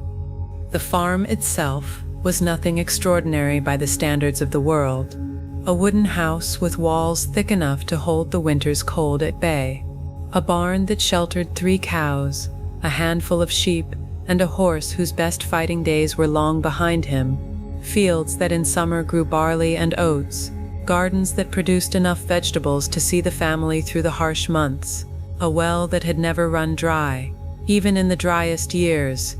But this farm held something that made every ordinary thing extraordinary, something that transformed every simple task into sacred ritual, the presence of one who understood that everything we have has been given to us and deserves our most careful attention, our most grateful care.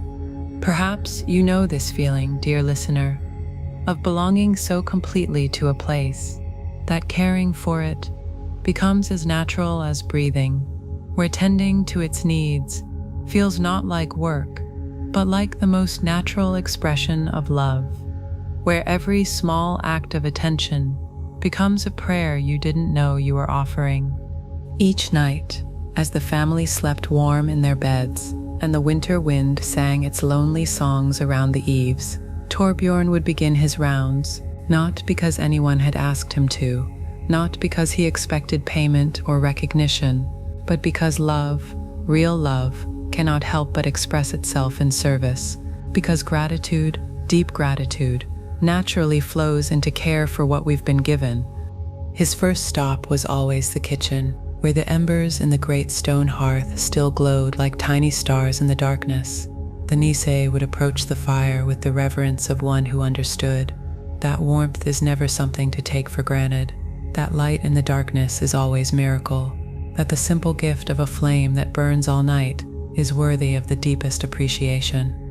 With hands smaller than a child's, but steadier than any adult's, he would tend the fire, adding just the right piece of wood, adjusting the draft just so, banking the coals with the skill of centuries, ensuring that when the family woke to the bitter cold of winter morning, warmth would be waiting for them, ready to drive away the night's chill, ready to make possible another day of life in the harsh northern world. But this was not just practical care, though it was certainly that. This was meditation in action, prayer expressed through service, love made visible in the simple act of ensuring comfort for others. Torbjorn understood what even the greatest Viking warriors learned from tales like this, that the most profound victories are often won, not on distant battlefields, but in the quiet moments when we choose to care for what has been entrusted to us. From the kitchen, his small form would move like a whisper through the house, his footsteps so light they would not wake the smallest child, his presence so gentle it seemed to add peace to the already peaceful sleep of the family. In the room where the children slept, he would pause to ensure their blankets covered them completely, that no draught could find its way to their dreams, that their rest would be as perfect as small hands could make it. This was not mere busy work. This was the understanding that every being under his care was precious beyond measure, that the sleep of children is one of the world's most sacred things, that protecting their dreams was protecting the future itself. The Nisse knew what the wise ones have always known, that caring for the vulnerable is perhaps the highest calling, the most important service, the truest expression of whatever divine spark lives within us. His rounds continued to the barn, where the animals waited through the long night, trusting in the shelter humans had provided, depending on the care that came with domestication. Here Torbjorn's touch was especially gentle. He would check that each creature had enough hay to last until morning, that their water hadn't frozen solid in the bitter cold, that they were as comfortable as the winter would allow. But more than meeting their physical needs, he brought them something else: presence, attention, the kind of loving awareness that says to every living thing, you matter, you are seen, you are valued, not for what you produce or provide, but simply for the miracle of your being, for the way your existence adds to the richness of the world. Perhaps you have felt this too, dear listener, the way genuine attention can be a gift more precious than food or shelter, the way being truly seen, truly acknowledged, can warm the heart more than any fire, the way someone's patient care can transform even the simplest circumstances into something that feels like home. The cows would low softly at his approach, not with hunger or discomfort, but with the kind of recognition that passes between old friends. The sheep would shift peacefully in their straw, somehow sensing that their guardian was near. The old horse would open one wise eye, acknowledging the presence of one who understood that every creature deserves tenderness, every life deserves protection, every being under our care deserves the best we can offer. In the grain storage, Torbjorn would check that the winter's supply remained safe from mice and moisture, that the seeds saved for spring planting were protected and viable, that the family's survival through the dark months was secured. But again, this was more than practical stewardship. This was faith made manifest, hope expressed in action, the understanding that caring for what we have been given is how we honor the mystery that provides for us. He would run his small hands through the grain, feeling its texture, appreciating its abundance, offering silent gratitude for the soil that grew it, the sun that ripened it, the rain that nourished it, the hands that harvested it, the countless forces that had conspired to turn seed into sustenance, promise into provision, hope into reality. Even the boldest Vikings, when they heard such tales by firelight, understood the truth being shared, that recognizing the chain of gifts that makes life possible is what transforms ordinary existence into something sacred, that appreciating the simple abundance around us is what opens our eyes to real wealth. real treasure, real victory over the poverty of taking everything for granted. As the night deepened and his rounds continued, the Nisse would visit every corner of the farm where his care could make a difference, adjusting a loose board before the wind could work it free, ensuring the well cover was secure against freezing, checking that gates were properly latched and tools were properly stored, each task small in itself, but together creating a web of protection, a circle of care, a foundation of love that made everything else possible. This was his prayer, not words spoken to distant deities, but attention offered to present realities, hands extended to immediate needs, heart open to available opportunities for service. He understood what mystics of every tradition eventually discover, that the sacred is not separate from the ordinary, that divine service happens in dishes washed, in floors swept, in animals tended, in fires maintained, in simple needs met with loving care. In the hour before dawn, when the darkness was deepest and the cold most bitter, Torbjörn would make his final round, not checking for problems this time, but simply appreciating what he had spent the night tending, feeling the satisfaction that comes not from owning, but from serving, not from having, but from giving, not from being served, but from serving.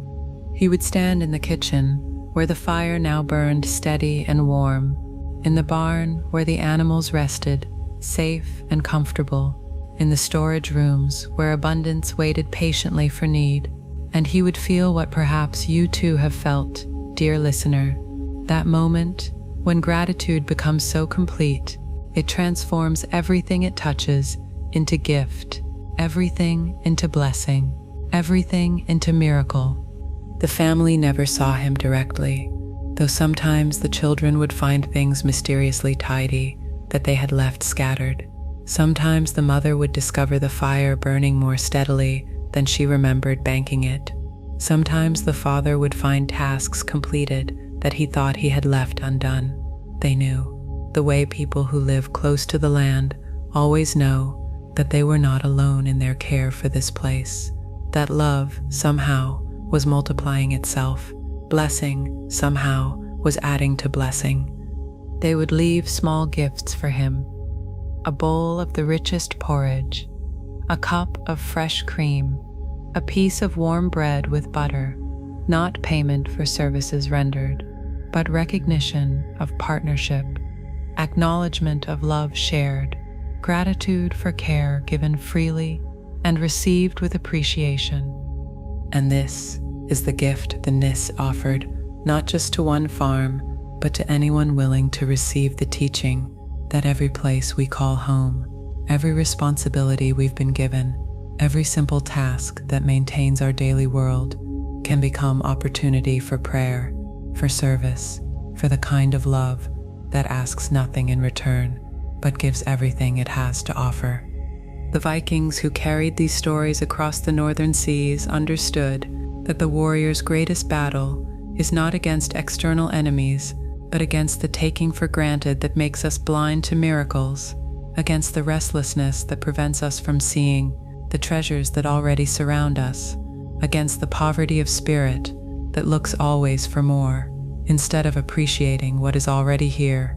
As dawn finally broke over the snow-covered farm and the family stirred to life in their warm beds, Torbjörn would retreat to his own small space, a corner of the barn where a bed of the softest hay awaited, where he could rest with the deep satisfaction of one whose gifts have been perfectly offered, whose service has been completely given, whose gratitude has been fully expressed in acts so simple they looked like nothing at all, yet so loving they changed everything they touched. This was his blessing to the world, the demonstration that magic lives not in grand gestures, but in consistent tenderness, that miracles happen not through extraordinary acts, but through ordinary care elevated by extraordinary attention, that the sacred reveals itself not in special moments, but in simple moments, touched by the awareness that recognizes every gift, honors every provision, treasures every small abundance that makes life possible. And all is well. All has always been well. In the quiet corners, where love tends to what it has been given, where gratitude expresses itself in care, where the simple acts of maintenance become acts of worship, acts of service, acts of recognition that everything we have, everything we are, everything we're responsible for, is held in trust by forces larger than ourselves. All is well, in the recognition that our daily tasks can become our daily prayers, our simple care can become our deepest offering, our attention to the ordinary can become our gateway to the extraordinary. The truth that lives forever in every farm, every home, every place where someone has learned to tend what they've been given, with the kind of love that transforms work into worship, responsibility into relationship, care into communion with the mystery that provides for us so abundantly, that all is blessing when we have eyes to see, that all is gift when we have hearts to receive, that all is sacred when we have hands willing to serve, the simple needs that surround us every day. All is well in this simple service. All is well in this grateful care. All is well in the patient tending that recognizes every ordinary task as opportunity, every simple need as invitation, every small act of attention as prayer offered to the forces that make all life possible, all comfort achievable, all love expressible, in the countless small acts that weave the fabric of daily existence into something beautiful, something meaningful, something sacred. Rest now in this ancient knowing, this Norwegian wisdom that flows like candlelight through winter darkness, that we are all caretakers, all guardians, all blessed with opportunities every day to tend what we've been given, to care for what we've received, to offer our attention, our gratitude, our simple service to the abundance that surrounds us, always asking only that we notice, that we appreciate, that we participate in the great circulation of blessing that flows through every heart, willing to serve rather than be served, to give rather than take, to recognize every moment as opportunity for love made visible in the simplest acts of care. All is well.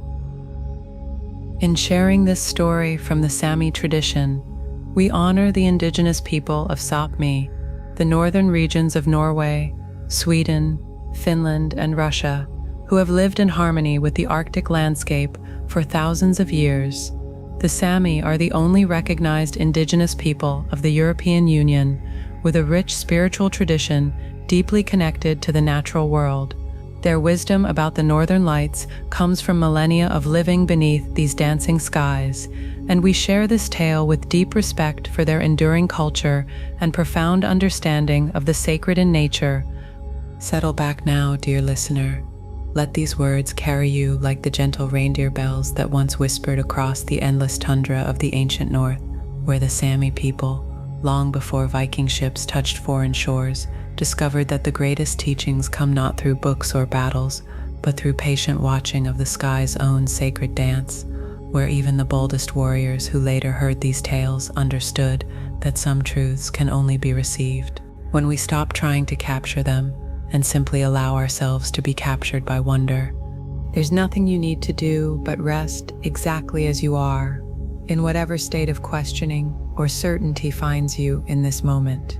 This is the perfect condition to receive this story of joyful mystery that reveals how some gifts are meant to be experienced, not explained, how some beauty is meant to be felt, not understood, how some magic is meant to dance through us, not be grasped by us. Allow yourself to drift toward sleep as you listen. This is the very best way to receive the story's deepest gifts.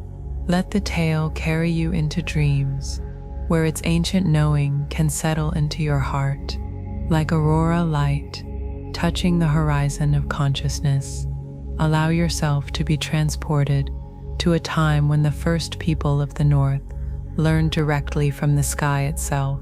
That joy is not something we must earn or achieve, but something that dances through existence, waiting only for hearts open enough to receive it.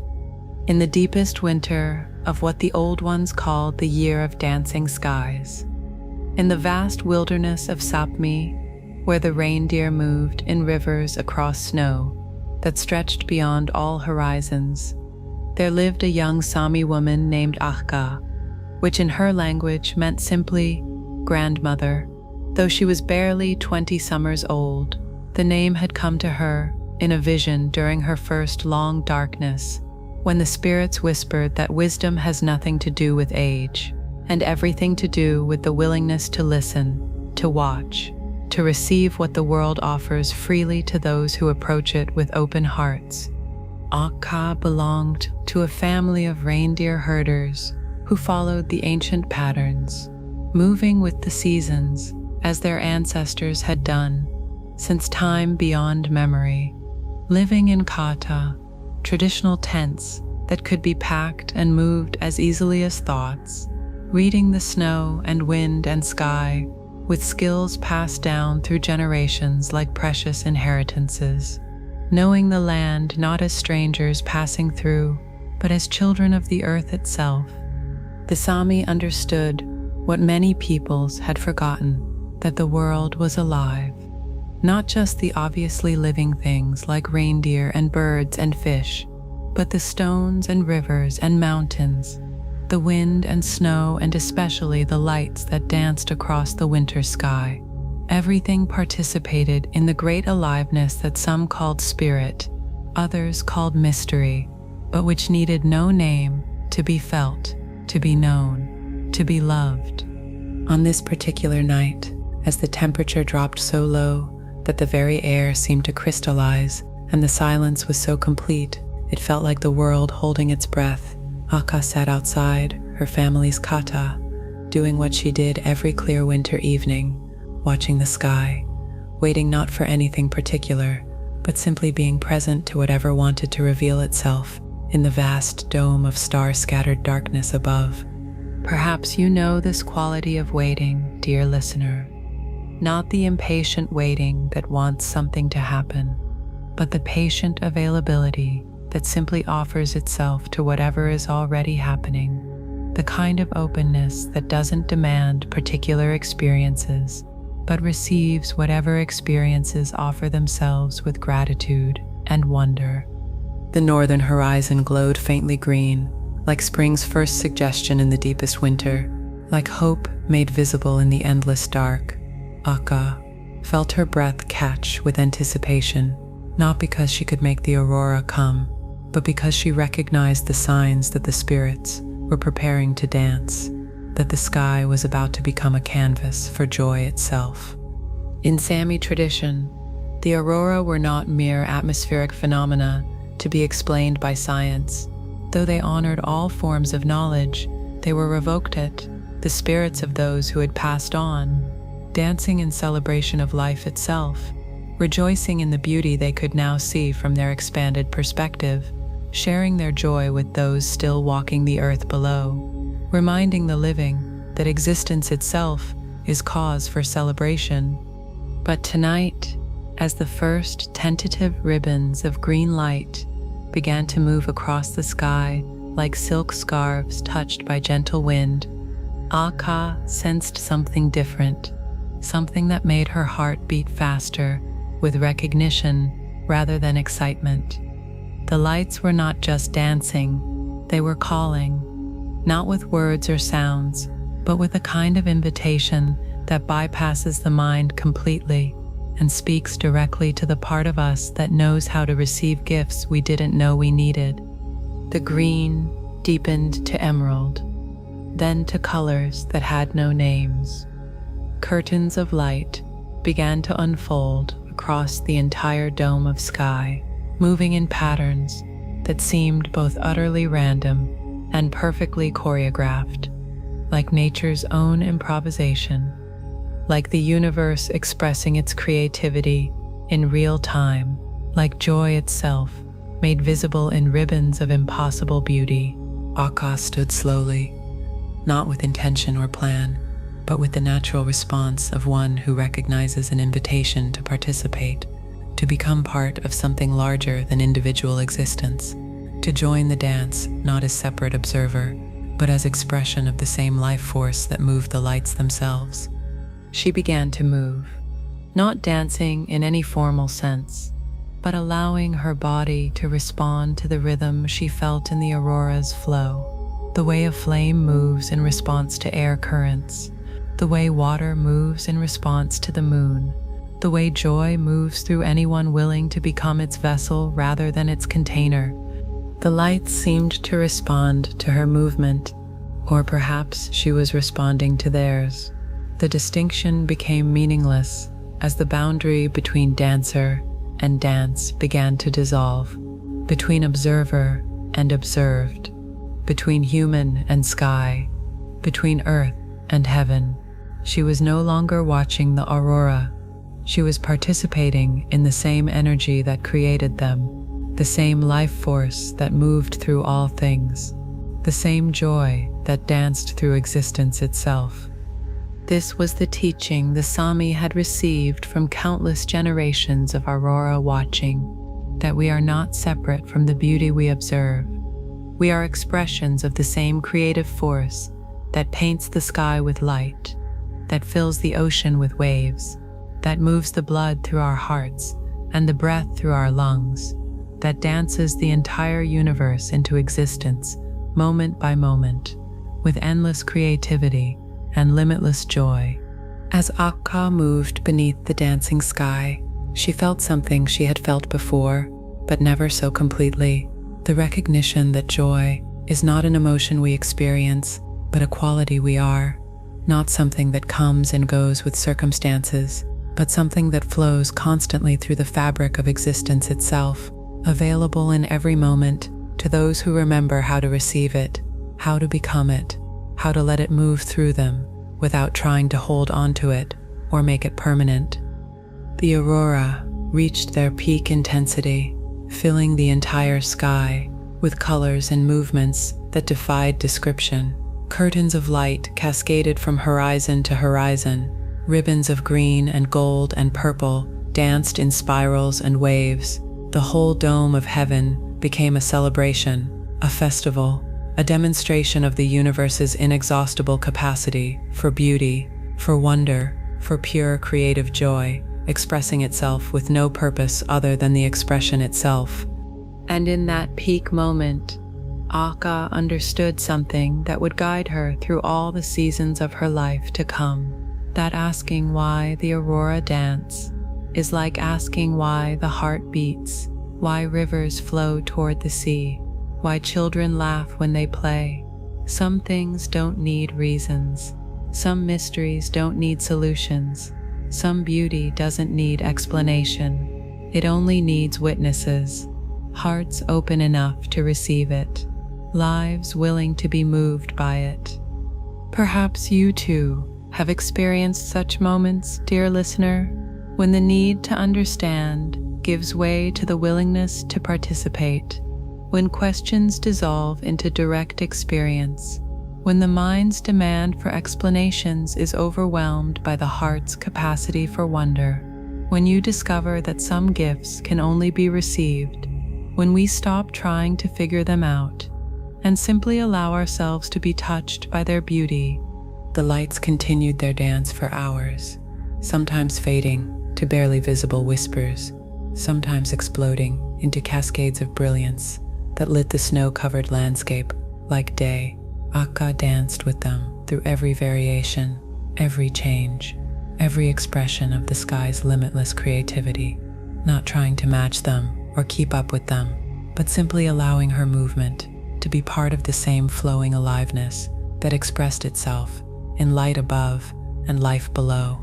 As the Aurora gradually faded toward dawn, settling back into the mysterious realm from which they had emerged, Akka felt herself settling too, not with sadness at their departure, but with the deep satisfaction of one who has participated fully in a gift freely given, who has received a teaching that needs no words, who has been reminded of something essential about the nature of existence itself.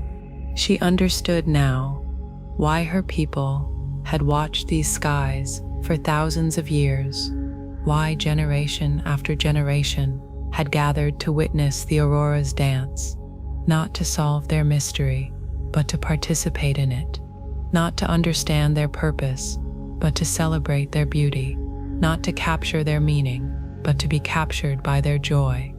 This was the gift the Aurora offered to anyone willing to receive it, the reminder that existence itself is celebration, that beauty appears everywhere for no reason other than the universe's love of its own creative expression, that joy flows through all things, waiting only for consciousness, open enough to recognize it, hearts empty enough to be filled by it, lives simple enough to be moved by it. When Akka finally returned to her family's kata, as the first pale light of dawn touched the eastern horizon, she carried within her the Aurora's final teaching, that the greatest wisdom is not something we accumulate, but something we become, not knowledge we possess, but aliveness we express, not understanding we achieve, but wonder we embody, not answers we find, but questions we learn to live with joy. Her grandmother, waking as Akka entered the warm tent, smiled with the recognition of one who had danced beneath countless auroras herself. "Did they speak to you tonight, little grandmother?" she asked in the gentle way of the Sami, who know that the most important conversations happen without words. "They didn't speak," Akka replied, settling into the warmth with the contentment of one who has been perfectly nourished.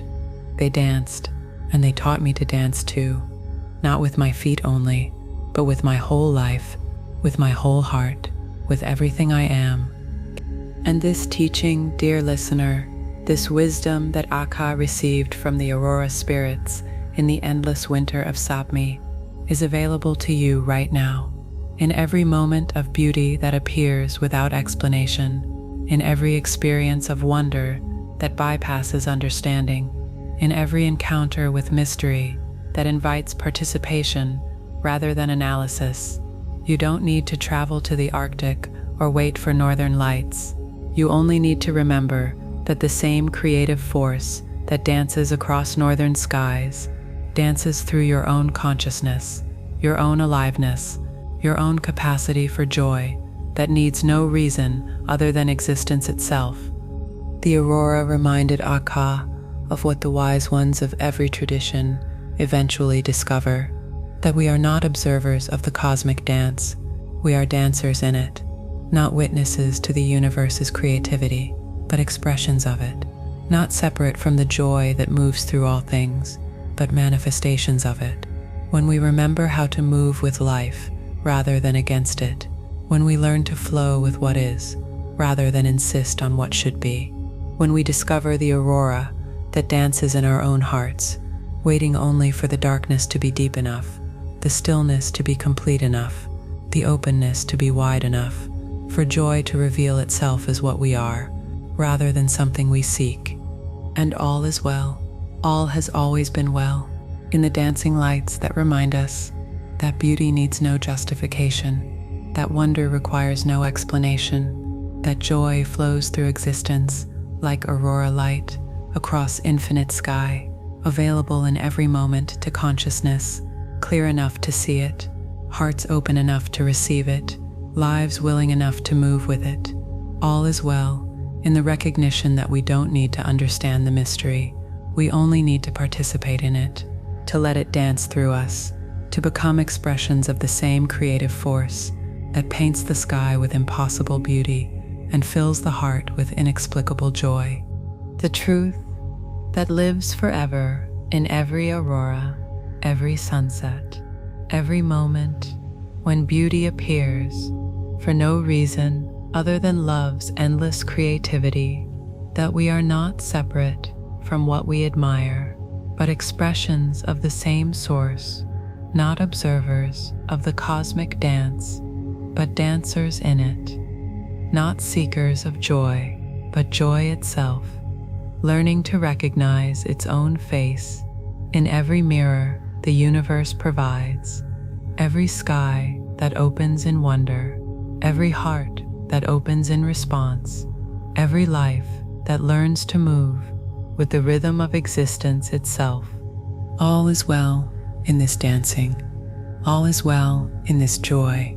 All is well in the Aurora light that streams through consciousness itself, painting every moment with colors that have no names but need no explanation other than the simple recognition that we are here, we are alive, we are part of something so beautiful, so mysterious, so overflowing with creative joy that all we can do is dance, is celebrate, is let the light move through us until there is no difference between the aurora in the sky and the aurora in the heart that recognizes itself in every expression of infinite creativity, infinite beauty, infinite love, dancing as existence itself.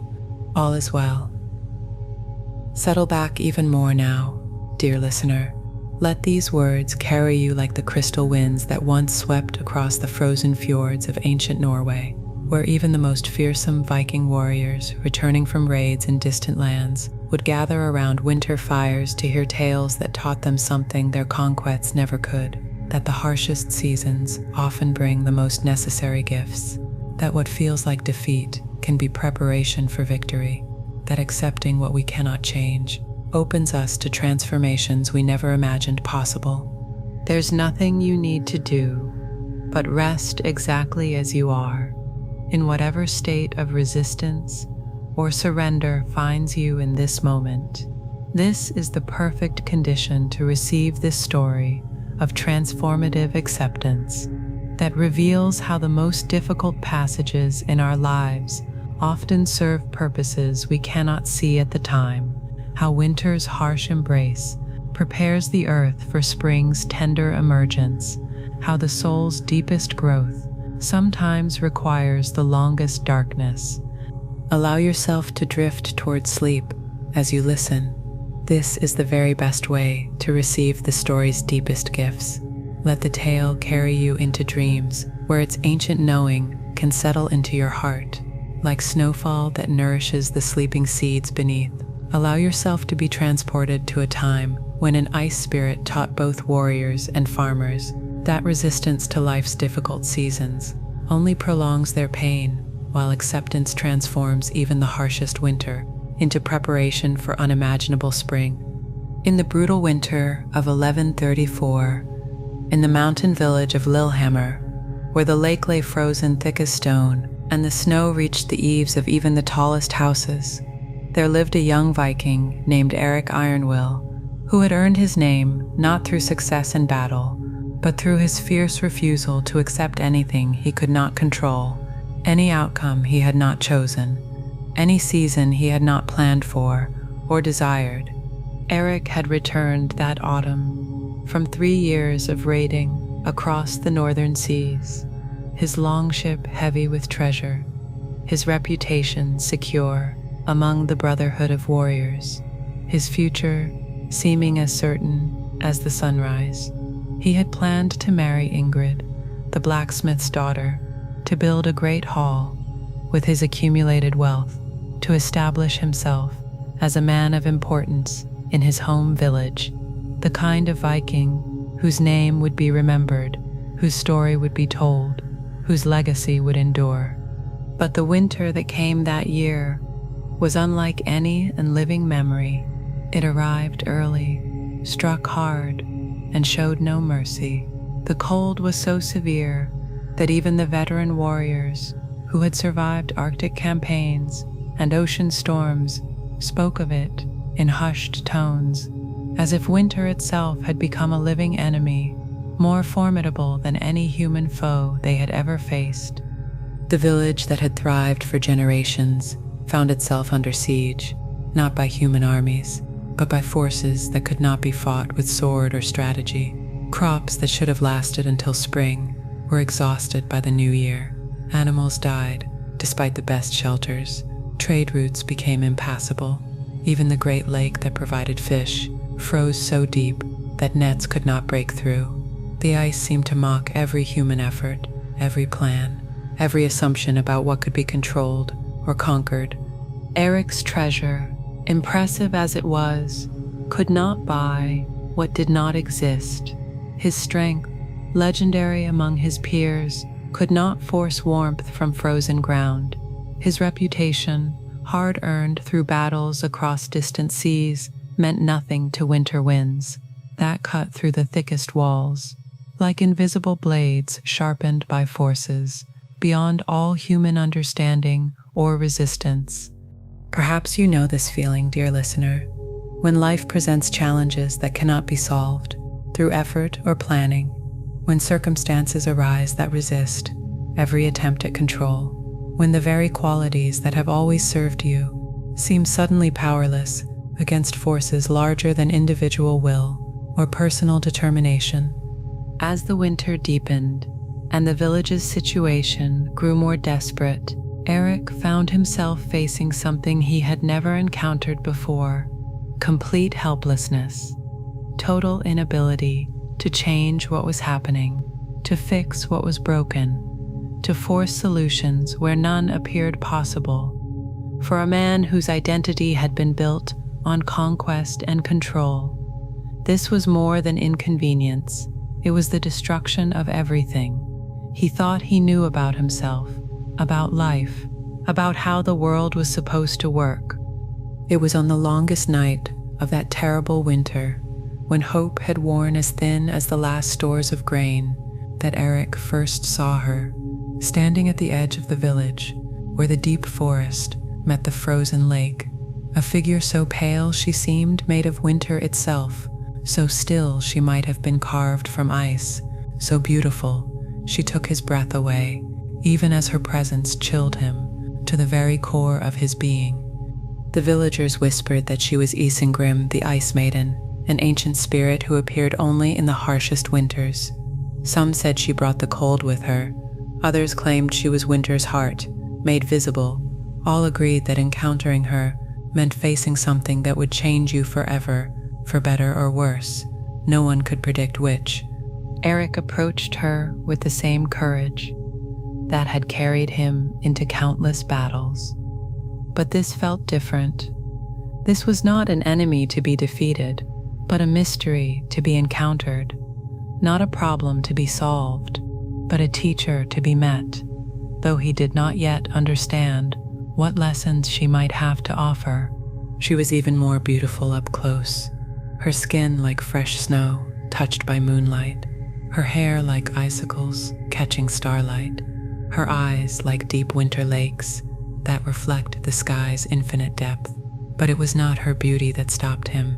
It was something else, a quality of presence that seemed to encompass all of winter's harshness and all of its strange peace, all of its difficulty and all of its hidden gifts. "You fight what cannot be fought," she said, her voice like wind through pine branches, heavy with snow, gentle but inexorable. "You resist what cannot be resisted. You try to control what was never meant to be controlled by human will." "What else is there to do?" Eric replied, his breath forming clouds in the frigid air. "Accepted defeat? Give up without struggling? Let winter destroy everything we have worked to build?" The Ice Maiden smiled, and in that smile, Eric saw something he had never associated with winter before. Kindness, not the warm kindness of summer sun, but the different kindness of necessity, of forces that serve purposes larger than immediate comfort, of seasons that prepare rather than merely punish. "Come," she said simply, "let me show you what winter really does, when it is not fought, but welcomed, not resisted, but received, not endured, but embraced, as teacher rather than enemy." She led him across the frozen lake, their footsteps silent on snow, so deep it muffled every sound, except the whisper of wind and the beating of his own heart. They walked for what felt like hours, though time seemed to move differently in her presence, as if winter itself had its own rhythm, its own relationship to duration. that had nothing to do with human impatience or mortal urgency. They stopped at a place where the ice was clear as crystal, thick as a man's arm is long, smooth as polished stone. "Look," the Ice Maiden said, gesturing toward the transparent surface. "See what you have been, too busy fighting to notice." Eric knelt and peered through the ice into the dark water below. At first he saw nothing, but gradually his eyes adjusted, and he began to perceive what winter had been doing all along, while he had been focused only on its hardships. Beneath the ice, fish swam slowly in a state of deep conservation, their metabolism slowed, their energy preserved, not struggling against the cold, but adapting to it, using its constraints to enter a different kind of existence, a different relationship with survival itself. They were not dying, they were transforming, learning to live in conditions that would have killed them had they not learned the art of acceptance. "The fish do not fight winter," the Ice Maiden observed. "They let winter teach them how to live differently, how to find life, even in conditions that seem impossible. They discover strengths they never knew they had, patience they never needed before, wisdom that only comes through accepting what cannot be changed." She moved her hand over the ice, and somehow Eric could see deeper into the lake bed itself, where plants had drawn their energy inward, not dying, but waiting, their roots still alive, their essence preserved, ready to burst forth with unprecedented vigor. When spring finally returned, the harsh winter was not destroying them. It was concentrating them, focusing their life force, preparing them for growth, more abundant than ever before. "Even the plants understand," she continued, "that some seasons are for growing outward, and some seasons are for growing inward. Sometimes are for expansion, and sometimes are for deepening. Some years are for gathering, and some years are for learning to live on what has already been gathered, while discovering resources you never knew you possessed."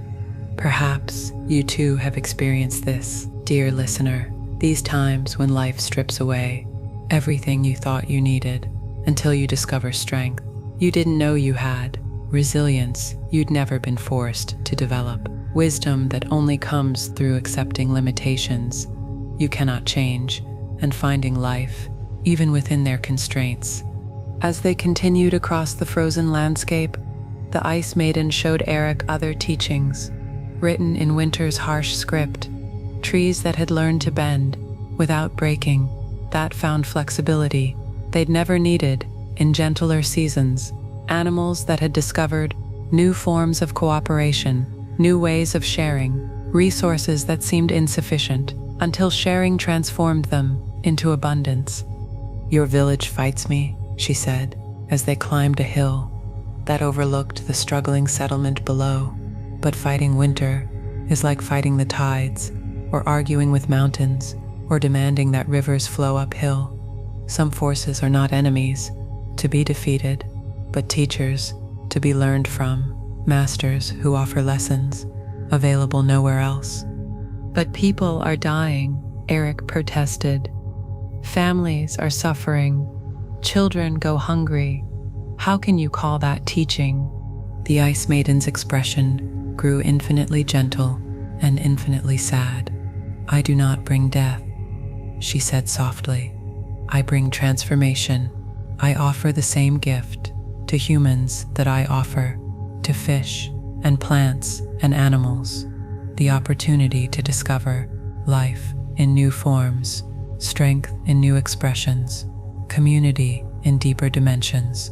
But humans alone choose to fight rather than adapt, to resist rather than receive, to exhaust themselves, battling what could become their greatest teacher." She led him to a place where he could see the village entire spread below them, like a map written in snow. And gradually, through her eyes, Eric began to perceive what his resistance had prevented him from seeing before.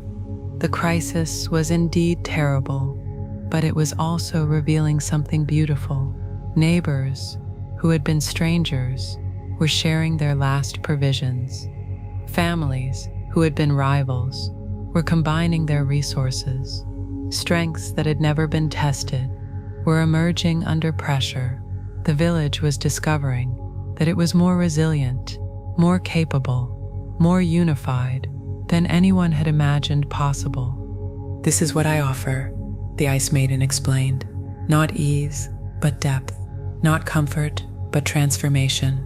Not the satisfaction of getting what you want, but the discovery of strengths you didn't know you needed, of connections you'd never made, of resources you'd never accessed, because you'd never been required to look for them."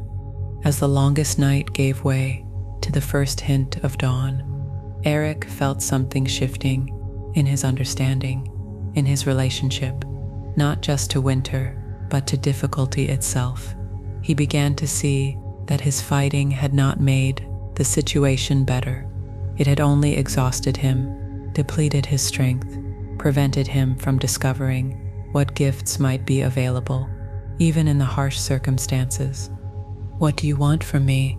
he asked, the question emerging from depths of surrender he had never accessed before.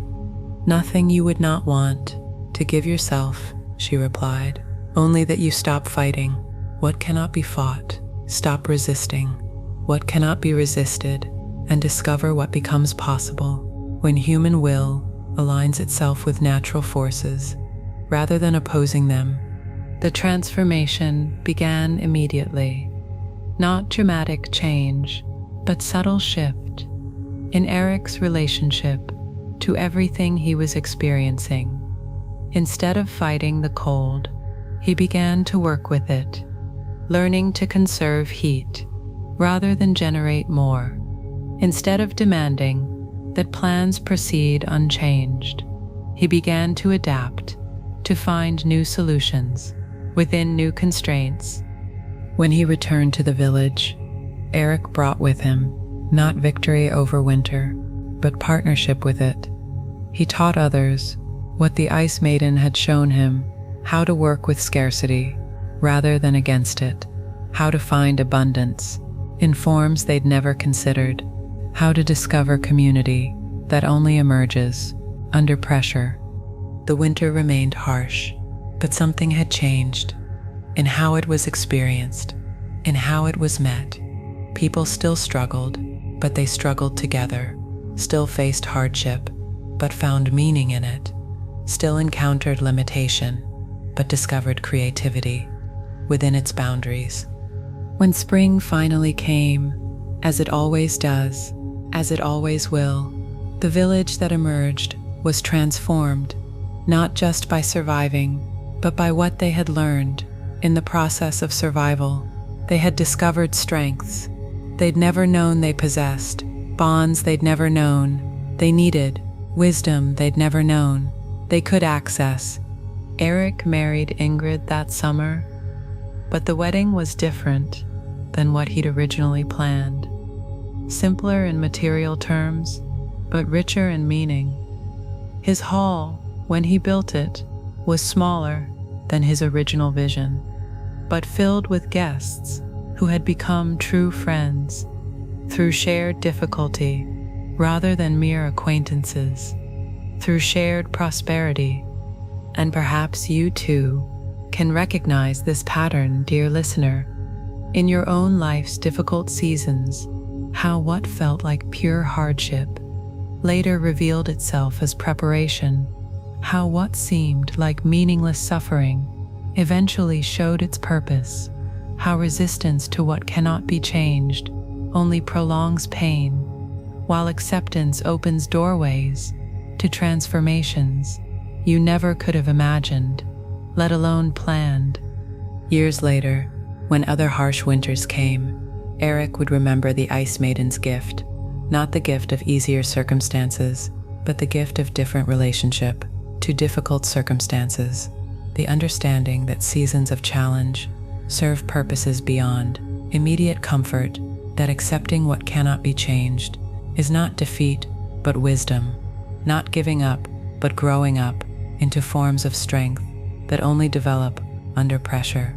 The Viking, who had once defined himself through conquest and control, had learned something that no amount of treasure could have purchased, that the deepest victories come not from defeating life's challenges, but from being transformed by them, from finding within difficulty the very gifts that difficulty was meant to deliver. And all is well, all has always been well, in the deep wisdom that flows like underground rivers through every difficult season, every harsh winter, every time of constraint, that forces us to discover what we're really made of, what we're really capable of, what resources we possess that only become visible when easier options are no longer available. All is well in the recognition that resistance to what cannot be changed only creates additional suffering, while acceptance opens us to transformations we never could have planned or achieved through effort alone. The truth that lives forever in every winter that prepares for spring, every difficulty that reveals hidden strength, every limitation that sparks creativity, every season of scarcity that teaches new forms of abundance, that we are more resilient than we know, more capable than we imagine, more supported than we realize, by forces that serve our growth, even when their service feels like opposition, even when their gifts come wrapped in packages we would never choose, but always, always, always contain exactly what we need for the next stage of our becoming. All is well in this acceptance. All is well in this transformation. All is well in the patient trust that life knows what it's doing, even when we don't. That winter serves spring, that darkness serves light, that difficulty serves growth, that the Ice Maiden's gift is always transformation, always deepening, always the discovery of who we really are, when everything we thought we were has been stripped away, leaving only what is essential, what is eternal, what is eternally capable of finding life, even in the harshest seasons, even in the deepest cold, even in circumstances that seem impossible, until acceptance transforms them into perfect preparation for unimaginable spring. All is well. Relax even more now, dear listener, and let these words carry you like the ancient winds that once guided the great swans across the endless skies between Finland and distant southern lands, where even the most restless Viking warriors, after years of forcing their will upon foreign shores, would pause in wonder to watch these magnificent birds and learn something their conquests never taught them: that the greatest journeys happen not through force or haste, but through patient surrender to rhythms larger than individual desire, deeper than personal ambition, more reliable than human planning. There's nothing you need to do but rest exactly as you are, in whatever state of urgency or patience finds you in this moment. This is the perfect condition to receive this story of natural timing that reveals how the deepest wisdom comes from learning to move with life's currents rather than against them, to trust in patterns that have guided creation since before time began, to surrender to the intelligence that moves the seasons, the tides, the migrations of all living things, including the migrations of the human heart. Allow yourself to drift towards sleep as you listen, for this is the very best way to receive the story's deepest gifts.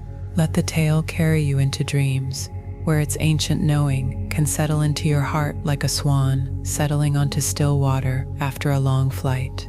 Allow yourself to be transported to a time when the Finns, dwelling in their forest-wrapped lakes, learned directly from the swans themselves that trying to force timing only creates struggle, while trusting natural rhythms carries us exactly where we need to be, exactly when we need to be there.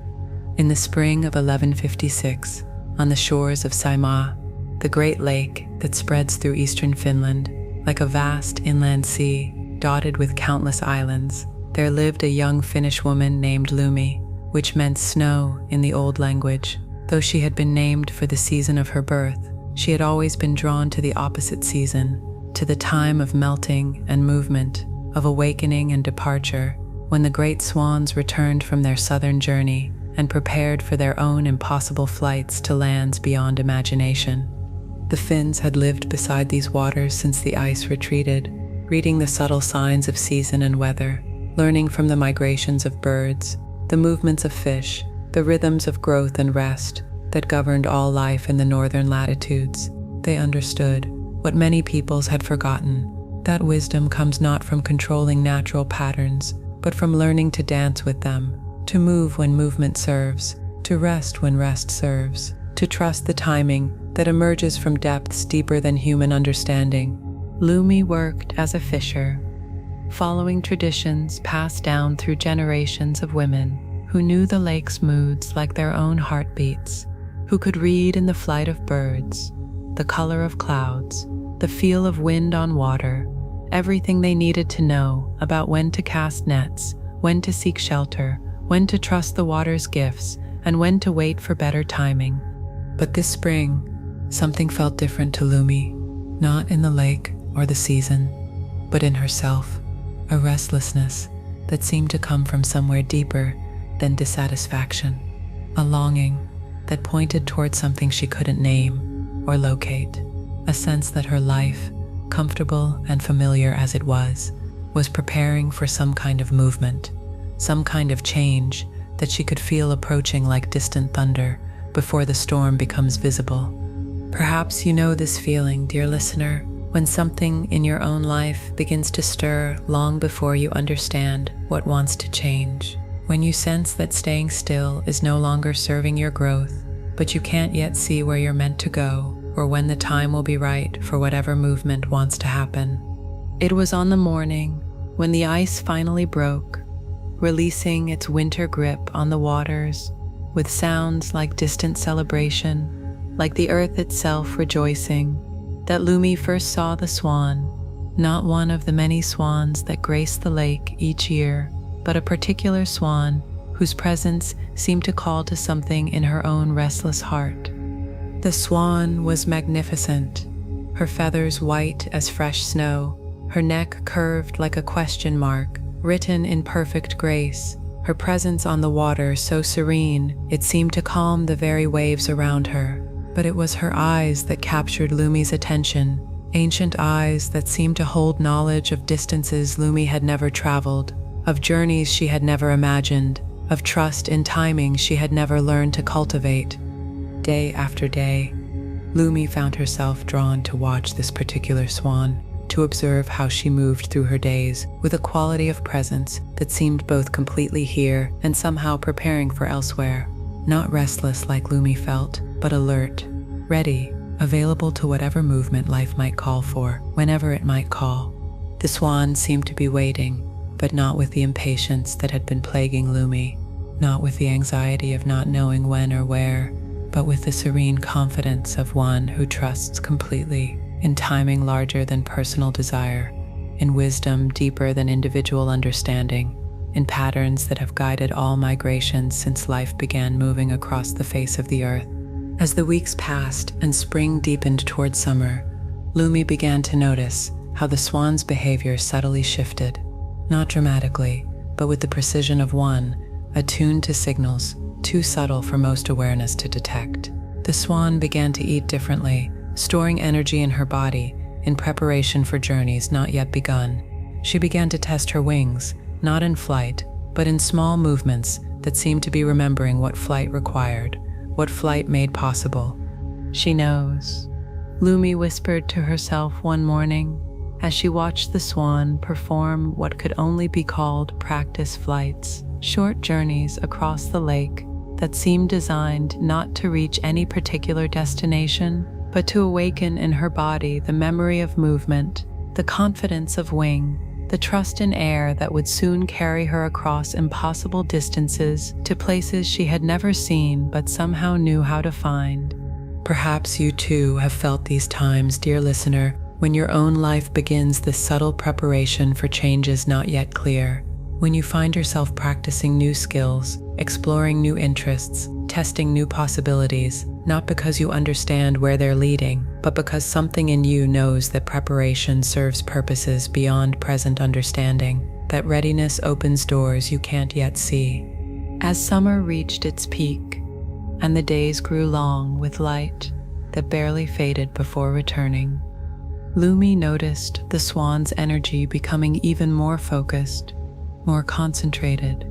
She was eating less now, moving more, spending longer periods in what could only be called deep listening. Her head tilted slightly, as if hearing music from directions Lumi could not perceive. Other swans began to gather around her, not just from their own lake, but from waters Lumi had never seen them visit, as if they were responding to the same call, the same subtle signal that told them the time was approaching for the great movement that would carry them from the familiar world of northern summer to the unknown world of southern winter, following routes written in their bones by wisdom older than human memory. Lumi found herself visiting the lake more often, drawn by something she couldn't name but felt compelled to witness. This gathering preparation, this collective readiness for journey beyond her own experience, beyond her own ability to follow, yet somehow connected to her own restless sense that change was coming, movement was needed, trust was required in timing, not her own. The morning came when Lumi arrived at the lake to find the energy completely transformed. What had been preparation was now readiness. What had been gathering was now focus. The swans moved with purpose, so clear it was almost visible in the air around them, like intention made manifest, like trust made physical, like surrender transformed into action. Her swan, for she had come to think of the magnificent bird as somehow connected to her own journey, though she couldn't understand how, stood at the center of the gathering, not commanding, but somehow anchoring the collective readiness, the shared knowing that the time had come for movement that could no longer be delayed or doubted or planned in advance.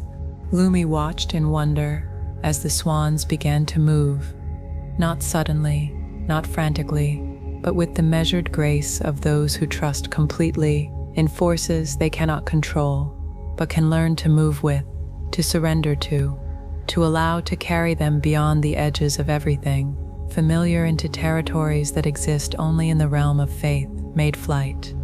They rose from the water almost as one, their wings catching light like prayers made visible, their bodies trusting air with the complete surrender of those who have learned that some journeys can only be taken by letting go of the need to know the destination, the route, the timing, the outcome, everything except the inner knowing that movement serves, even when movement leads into mystery. As Lumi watched them disappear into the southern sky, becoming first distant dots, then memory, then story, she felt something shift in her own heart, her own understanding of what it means to trust timing larger than personal preference, to surrender to currents deeper than individual will, to allow life's intelligence to guide movement when movement serves, to guide stillness when stillness serves. In the days that followed, Lumi found herself moving through her own life differently, not forcing decisions that weren't ready, not pushing for clarity that hadn't yet emerged, but waiting as the swan had waited, with alert readiness, with patient trust, with the deep knowing that timing would reveal itself when timing was right, that movement would become not just possible but inevitable when movement was truly needed. Months later, when her own time came for change, she couldn't have predicted or planned. Lumi recognized the feeling, the same quality of readiness, the same sense of preparation complete, the same trust in forces larger than personal understanding. She moved then, not because she understood everything about where she was going, but because she had learned from the swan's example that some movements require nothing more than trust in the intelligence that guides all migrations, all transformations, all journeys from one season of life to another. The change came naturally, as such changes do, when we stop forcing and start trusting.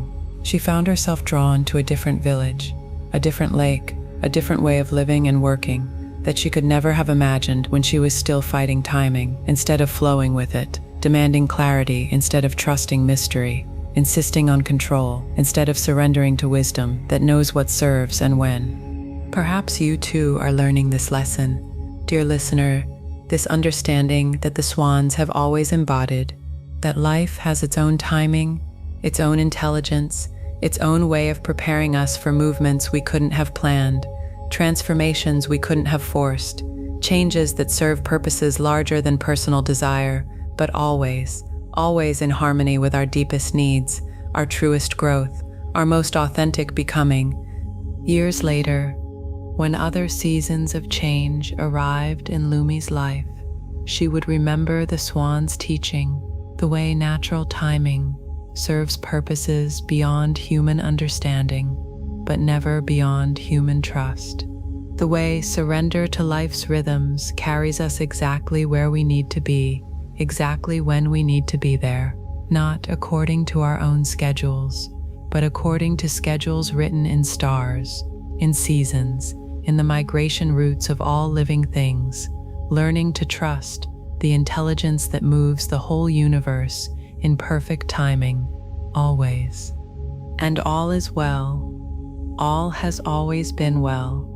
In the great migrations that carry every soul from one season to another, one stage of growth to the next, one understanding to deeper understanding, all is well in the recognition that we don't need to force our own timing or understand our own readiness. We only need to trust the intelligence that knows when preparation is complete, when movement serves, when the time has come to spread wings we didn't know we had been growing, to fly toward destinations we couldn't have imagined, following routes written in the deepest wisdom of life itself. The truth that lives forever in every migration, every seasonal change, every moment when natural timing reveals its perfect precision, that we are held in patterns of movement and patterns of rest that serve our highest good, even when we cannot see how they serve, even when we cannot understand why they're needed, even when all we can do is trust, is surrender, is allow ourselves to be carried by currents of intelligence older than worry, deeper than planning, more reliable than human effort or personal will. All is well in this trust. All is well in this timing. All is well in the patient surrender that learns from swans, from seasons, from all the natural world, that movement and rest serve the same purpose, that timing emerges from wisdom deeper than individual understanding, that we can trust the intelligence that guides all migrations, all transformations, all journeys from where we have been to where we are meant to become. Following routes we could never plan, but can always trust, when we learn to move with life's currents rather than against them, with natural timing rather than forced timing, with the swan's wisdom rather than human urgency, until there is no difference between our movement and life's movement, our timing and natural timing, our trust and the trustworthiness of existence itself. All is well. Settle back now, dear listener, and let these words carry you like the gentle currents that once guided weathered longships home across the northern seas, where even the fiercest Viking warriors, after decades of conquest and adventure, would eventually discover that the greatest voyage of all is not to distant shores, but to the peaceful harbor that waits within every heart, ready to release what can no longer be held. That true courage is found not in grasping what we love, but in learning to let go with grace when the time for letting go arrives. Allow yourself to drift toward sleep as you listen, for this is the very best way to receive the story's deepest gifts. Let the tale carry you into dreams, where its ancient knowing can settle into your heart like a ship finding its final anchorage after long journeys across turbulent waters. Allow yourself to be transported to a time when an old sea wolf learned that the ultimate adventure is not conquering new territories, but surrendering gracefully to the mystery that calls us all home, eventually to the peace that surpasses all understanding. In the autumn of 1178, in the coastal village of Bergen, where the fjords cut deep into the mountainous heart of Norway, and the harbor sheltered ships from every corner of the known world, there lived an old Viking named Magnus Stormcrow, whose name had once struck fear into the hearts of enemies across the northern seas. For 40 years, he had sailed the whale roads, leading raids to distant shores, gathering treasure and glory, building a reputation that stretched from the ice fields of Greenland to the warm coasts of the Mediterranean. But now, in his 70th winter, Magnus found himself facing a different kind of journey, not one he had chosen or planned, but one that had been choosing him with gentle insistence for months, growing stronger with each passing day, like a tide that could no longer be turned back. His body, which had weathered countless storms and battles, was finally teaching him what his spirit had been slow to learn, that even the mightiest oak eventually bends before winds it cannot resist. And wisdom lies not in fighting what cannot be fought, but in learning to yield with grace. The village healer, wise old Astrid, had spoken plainly after examining him with the careful attention of one who had seen many souls prepare for their final voyage. "Your ship is sound, Magnus," she had said, with the gentle honesty that comes from understanding life's deeper rhythms. "But it's ready for harbor. The tide that calls you now leads not to new lands, but to the peaceful waters that have been waiting for you since before you were born." Magnus had received this news, not with the anger or denial that might have been expected from one whose life had been built on conquest and control. Instead, he felt something he hadn't experienced in decades: relief, as if he had been carrying a burden so long he had forgotten it was a burden, until suddenly permission came to set it down, to rest, to let the currents carry him where they would. Perhaps you know this feeling, dear listener, this strange peace that can come when fighting finally gives way to acceptance, when the exhaustion of struggling against what cannot be changed transforms into the deep rest of surrender, when we discover that letting go is not defeat, but a different kind of victory, quieter but somehow more complete than any we achieved through effort alone. Magnus spent the following weeks putting his affairs in order, not with the frantic urgency of one running out of time, but with the careful attention of one preparing for a journey of unknown duration to a destination of infinite mystery. He distributed his accumulated treasures among his children and grandchildren, not as final gifts but as burdens he was ready to release, weights that had once seemed like trophies but now felt more like anchors preventing the peaceful departure his soul was preparing for. To his eldest son, Eric, he gave his sword, the blade that had served him faithfully through countless battles. "This brought me glory," he said simply, "but it also brought me suffering. Use it more wisely than I did. Remember that the greatest victories often look like surrenders to those who have not yet learned to see with the eyes of the heart." To his daughter Sigrid, he gave his collection of silver arm rings, wealth gathered from across the northern world. "These once seemed like proof of my worth," he told her with the gentle smile of one who has learned to laugh at his former self. "Now I understand that worth has nothing to do with what we accumulate and everything to do with what we're willing to release when the time for releasing comes." To his youngest grandson, barely 10 years old but already dreaming of his own adventures, Magnus gave something more precious than gold or silver. He gave him stories, not tales of battles won or treasures claimed, but stories of the sea itself, of the way morning light dances on water, of the peace that comes when a ship finally finds safe harbor after long wandering, of the understanding that every journey, no matter how far it takes us from home, is ultimately a journey back to the truth of what we are. As winter deepened and the days grew short, Magnus began to spend more and more time at the harbor, not working on his ship.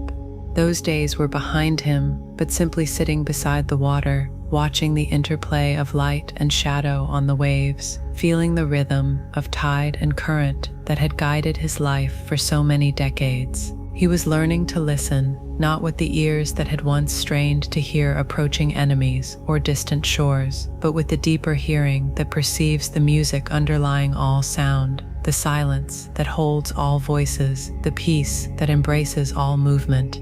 It was during one of these quiet vigils, As snow began to fall like blessing on the dark water, and the harbor settled into the deep stillness of winter evening, that Magnus felt the call more clearly than ever before, not a voice speaking in words, but a pull as unmistakable as the tide, as natural as breathing, as inevitable as sunset. The time had come for his final voyage, not to any earthly destination, but to the mysterious harbor that waits beyond all maps, beyond all human understanding, beyond all fear. Magnus rose slowly from his place beside the water and walked home through the falling snow, each step deliberate and peaceful, like a pilgrim approaching a long-sought shrine. That night, he gathered his family around the fire and spoke to them with the clarity that sometimes comes to those who have moved beyond the need to protect others from truth, beyond the illusion that love means shielding those we care about from the natural rhythms of existence. "Tomorrow I begin my last voyage," he told them simply, "not on any ship you can see, but on currents that have been calling to me for months now. I go not with sadness, but with gratitude, not with fear, but with curiosity about what waits beyond the horizon of this life. I ask only that you remember me, not as one who died, but as one who learned, finally, to let the tide carry him home." His family wept, as families do when love must learn to express itself, as letting go rather than holding on.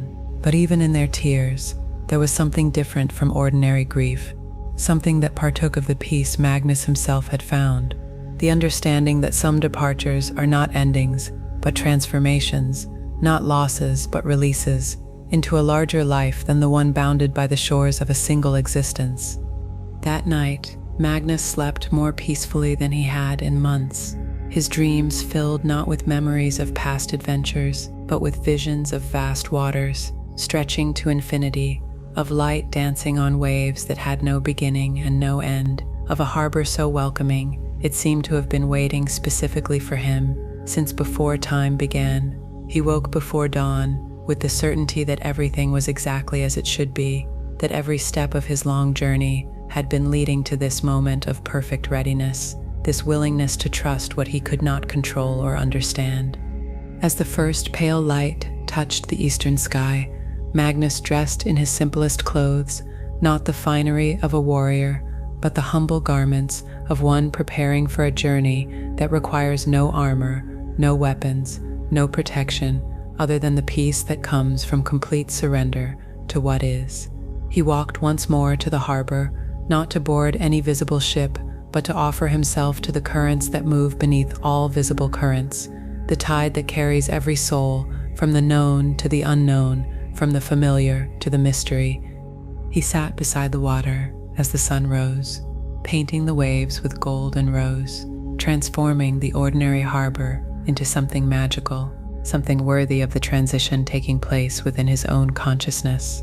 Magnus felt his breathing slow, felt his heartbeat synchronize with the rhythm of the waves, felt the boundaries between self and sea beginning to dissolve in the way that boundaries always dissolve when we stop defending them, stop insisting on their permanence. Perhaps you too have glimpsed this mystery, dear listener, in moments when the edges of your own identity became transparent, when you sensed yourself as part of something infinitely larger than the story you usually tell about who you are, when the wave remembered it was ocean, when the drop recalled it was sea, when the individual consciousness recognized itself as a temporary expression of consciousness itself, returning home to its source.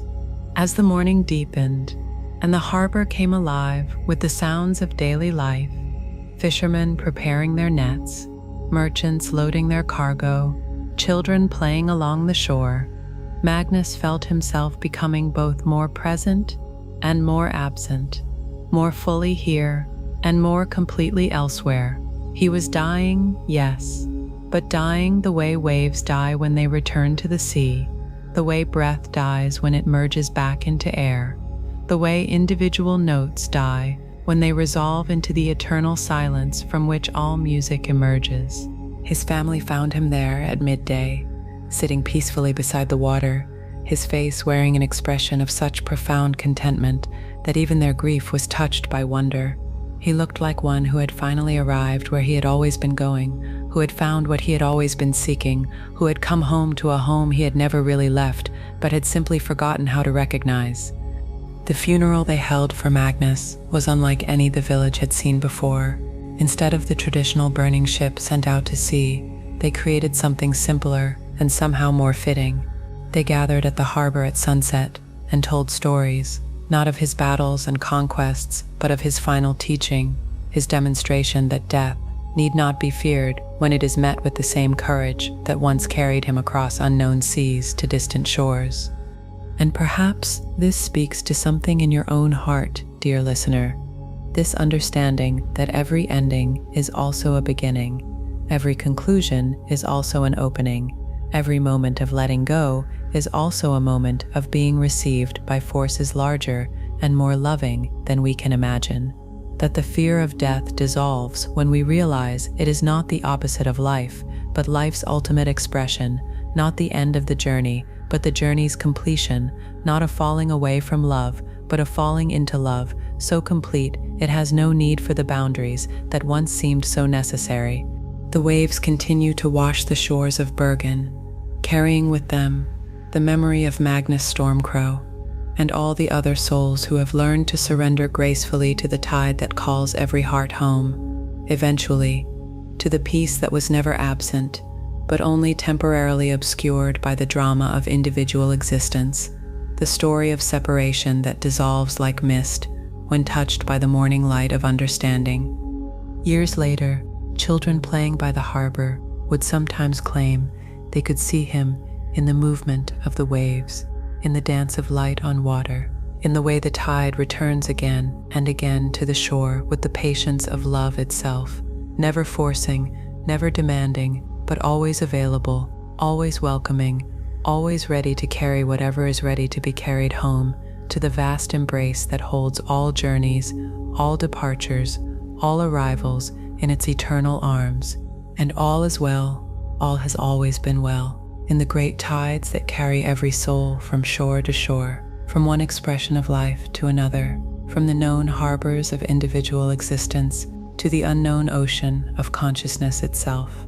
All is well, in the recognition that letting go is not loss but love, that departure is not abandonment but arrival, that death is not the opposite of life, but life's most intimate secret, the open door through which every heart eventually passes from the dream of separation to the reality of unity, from the story of individual journey to the truth of eternal presence, the truth that lives forever in every tide, every sunset, every moment when something beloved must be released so that something even more beautiful can be born, that we are never really separate from what we love, never really apart from what we release, never really distant from the home that waits beyond all maps, beyond all understanding, beyond all fear in the heart of the mystery that calls itself by countless names, but answers always to the same eternal invitation. Come home, beloved.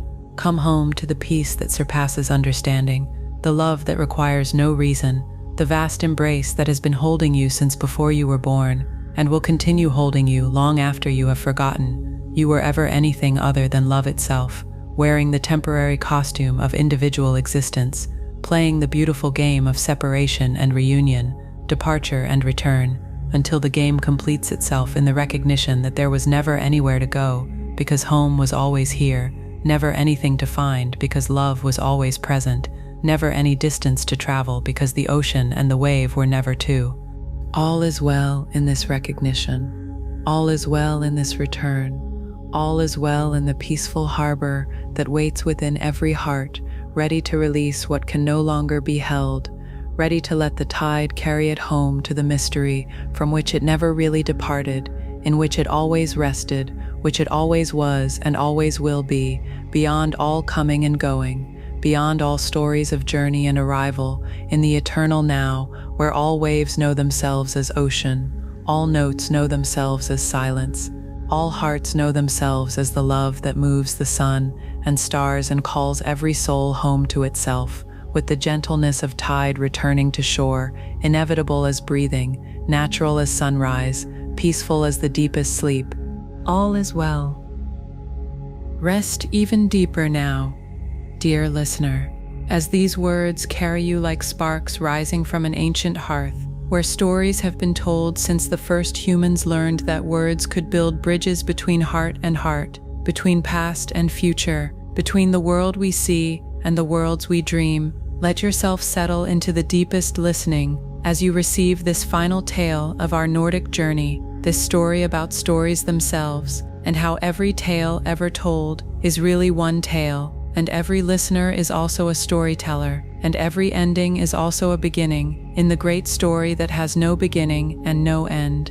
In the winter of 1203, in the great hall of Trondheim, where the firelight danced on carved pillars, and the smoke from pine logs carried the scent of eternity itself, there sat an old skald named Egil Wordweaver, whose voice had carried the stories of gods and heroes across the northern lands for more than 50 years. His beard was white as winter birch, his hands gnarled as ancient oak roots, but his eyes still held the spark that had always marked him as one touched by the gift of seeing beneath the surface of things, of finding the stories that lived hidden in the heart of every moment. This night was different from the countless others, when Egil had sat by fires across the north, spinning tales that made warriors weep and children dream, and old women remember the magic they thought they had forgotten. Tonight, he could feel something stirring in his chest, not illness but completion, the sense that his long journey through the landscape of stories was approaching its natural harbor, its perfect resting place. Perhaps you too have felt such moments, dear listener, when a chapter of life begins to close, not with sadness, but with the deep satisfaction of work well done, of gifts fully given, of purposes completely served, when the soul prepares for its next adventure by offering one final gift to the world it has loved so faithfully. The hall was full, as it always was, when word spread that Egil Wordweaver would be telling tales. Vikings who had sailed to distant shores sat beside farmers who had never left their valleys. Children pressed close to the fire, their eyes wide with anticipation. Elders who had heard every story multiple times still gathered eagerly, understanding that each telling was different, each moment of receiving transformed by the particular magic that arose when story met listener in the eternal now of shared attention. Tonight, Egil said, his voice carrying the authority of one who had spent decades learning when to speak and when to listen, I will tell you the final tale, not the last story I will ever tell, but the story that contains all other stories, the tale that explains why we gather around fires to share what never happened but is always true, what never was but always is. He paused, looking around the circle of faces, illuminated by firelight, seeing in each one the reflection of every audience he had ever addressed, every gathering where stories had worked their ancient magic of weaving separate souls into a single tapestry of shared meaning.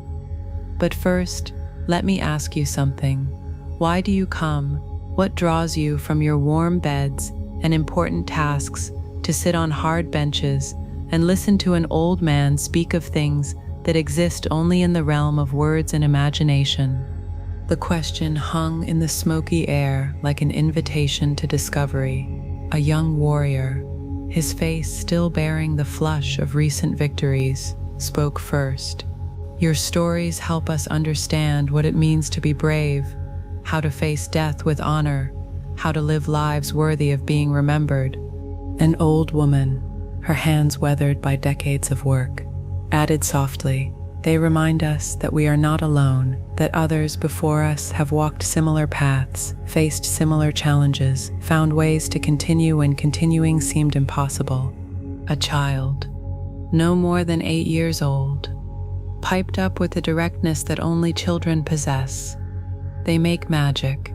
When you tell stories, the world becomes bigger, more wonderful, full of possibilities I never imagined. Egil smiled, feeling in their responses the confirmation of what he had always sensed but was only now ready to speak directly.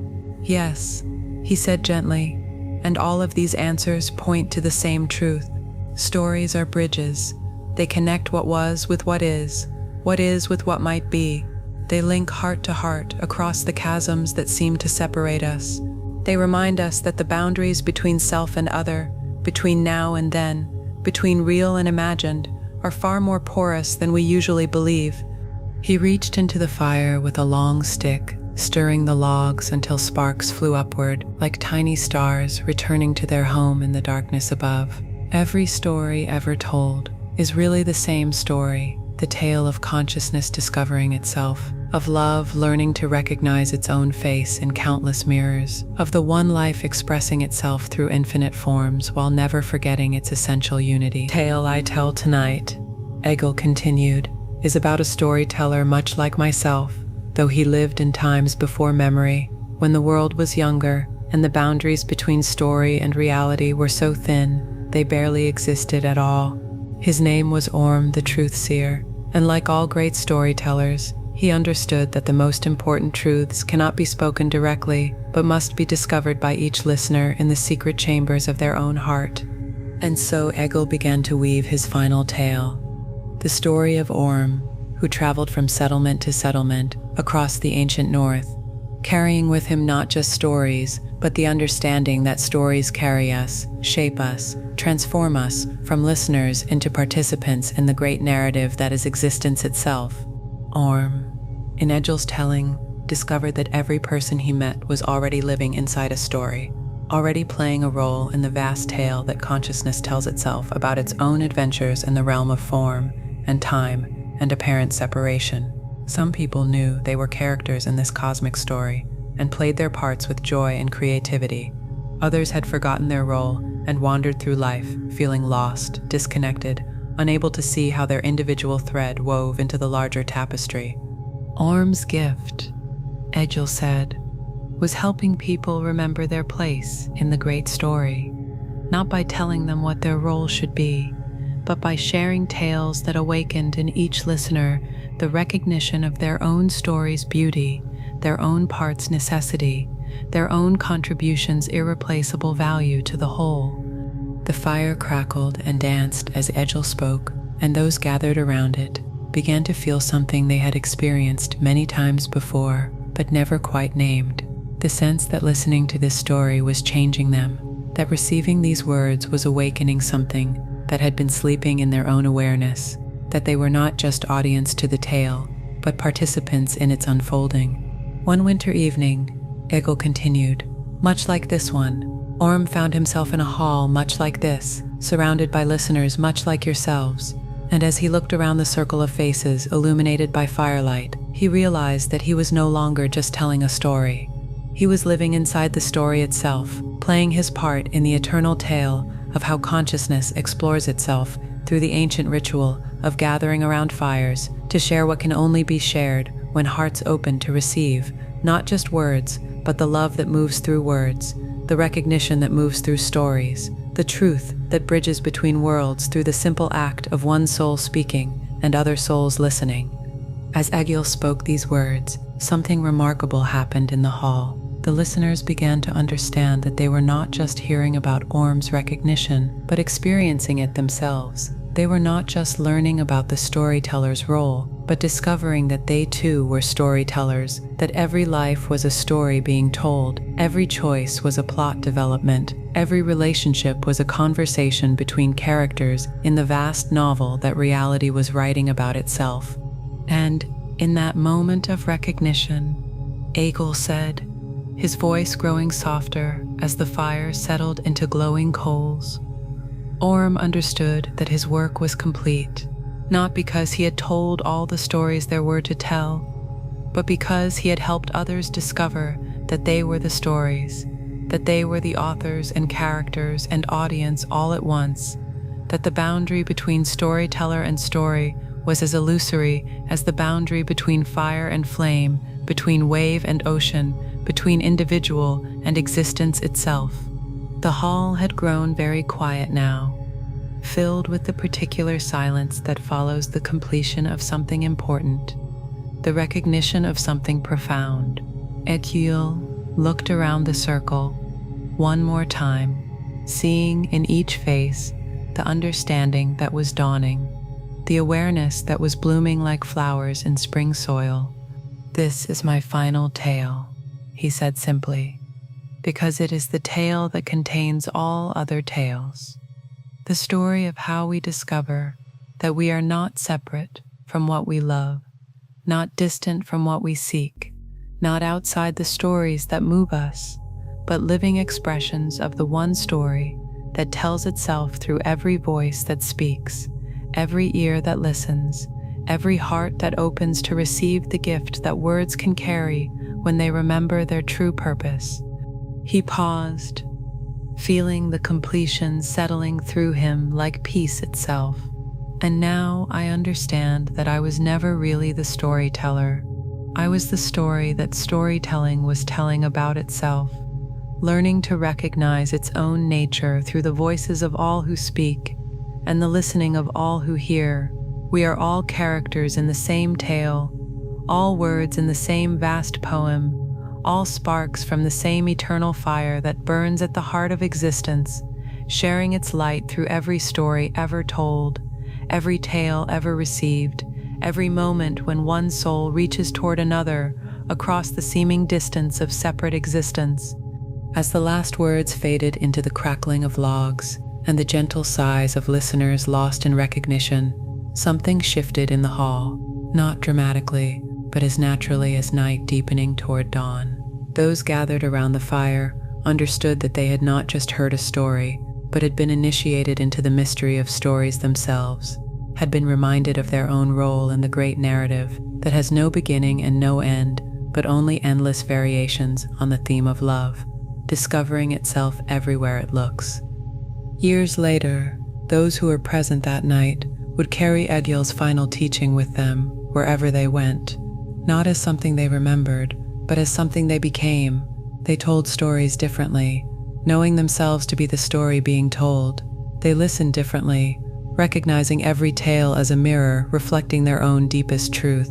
They lived differently, understanding that their own lives were contributions to the cosmic story that consciousness was telling about its own infinite creativity, its endless capacity for love, its eternal journey home to itself through the seeming detour of individual existence.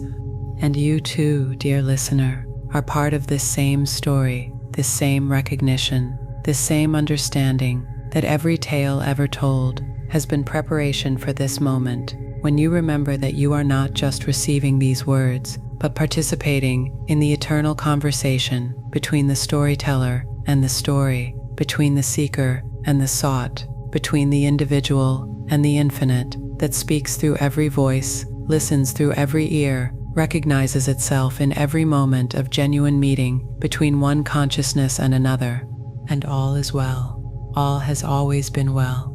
In the great story that tells itself through every voice that speaks in love, every ear that listens with openness, every heart that recognizes itself in the tales of others and discovers that all stories are one story, all characters are one character, learning to play infinite roles. All listeners are one consciousness, enjoying the eternal entertainment of its own creative expression, forever telling itself the story of how love appears to lose itself only to find itself again, how unity appears to become multiplicity only to recognize itself in every apparent other, how the storyteller and the story and the listener were never three but always one, dreaming the beautiful dream of separation so it could experience the even more beautiful recognition of eternal connection.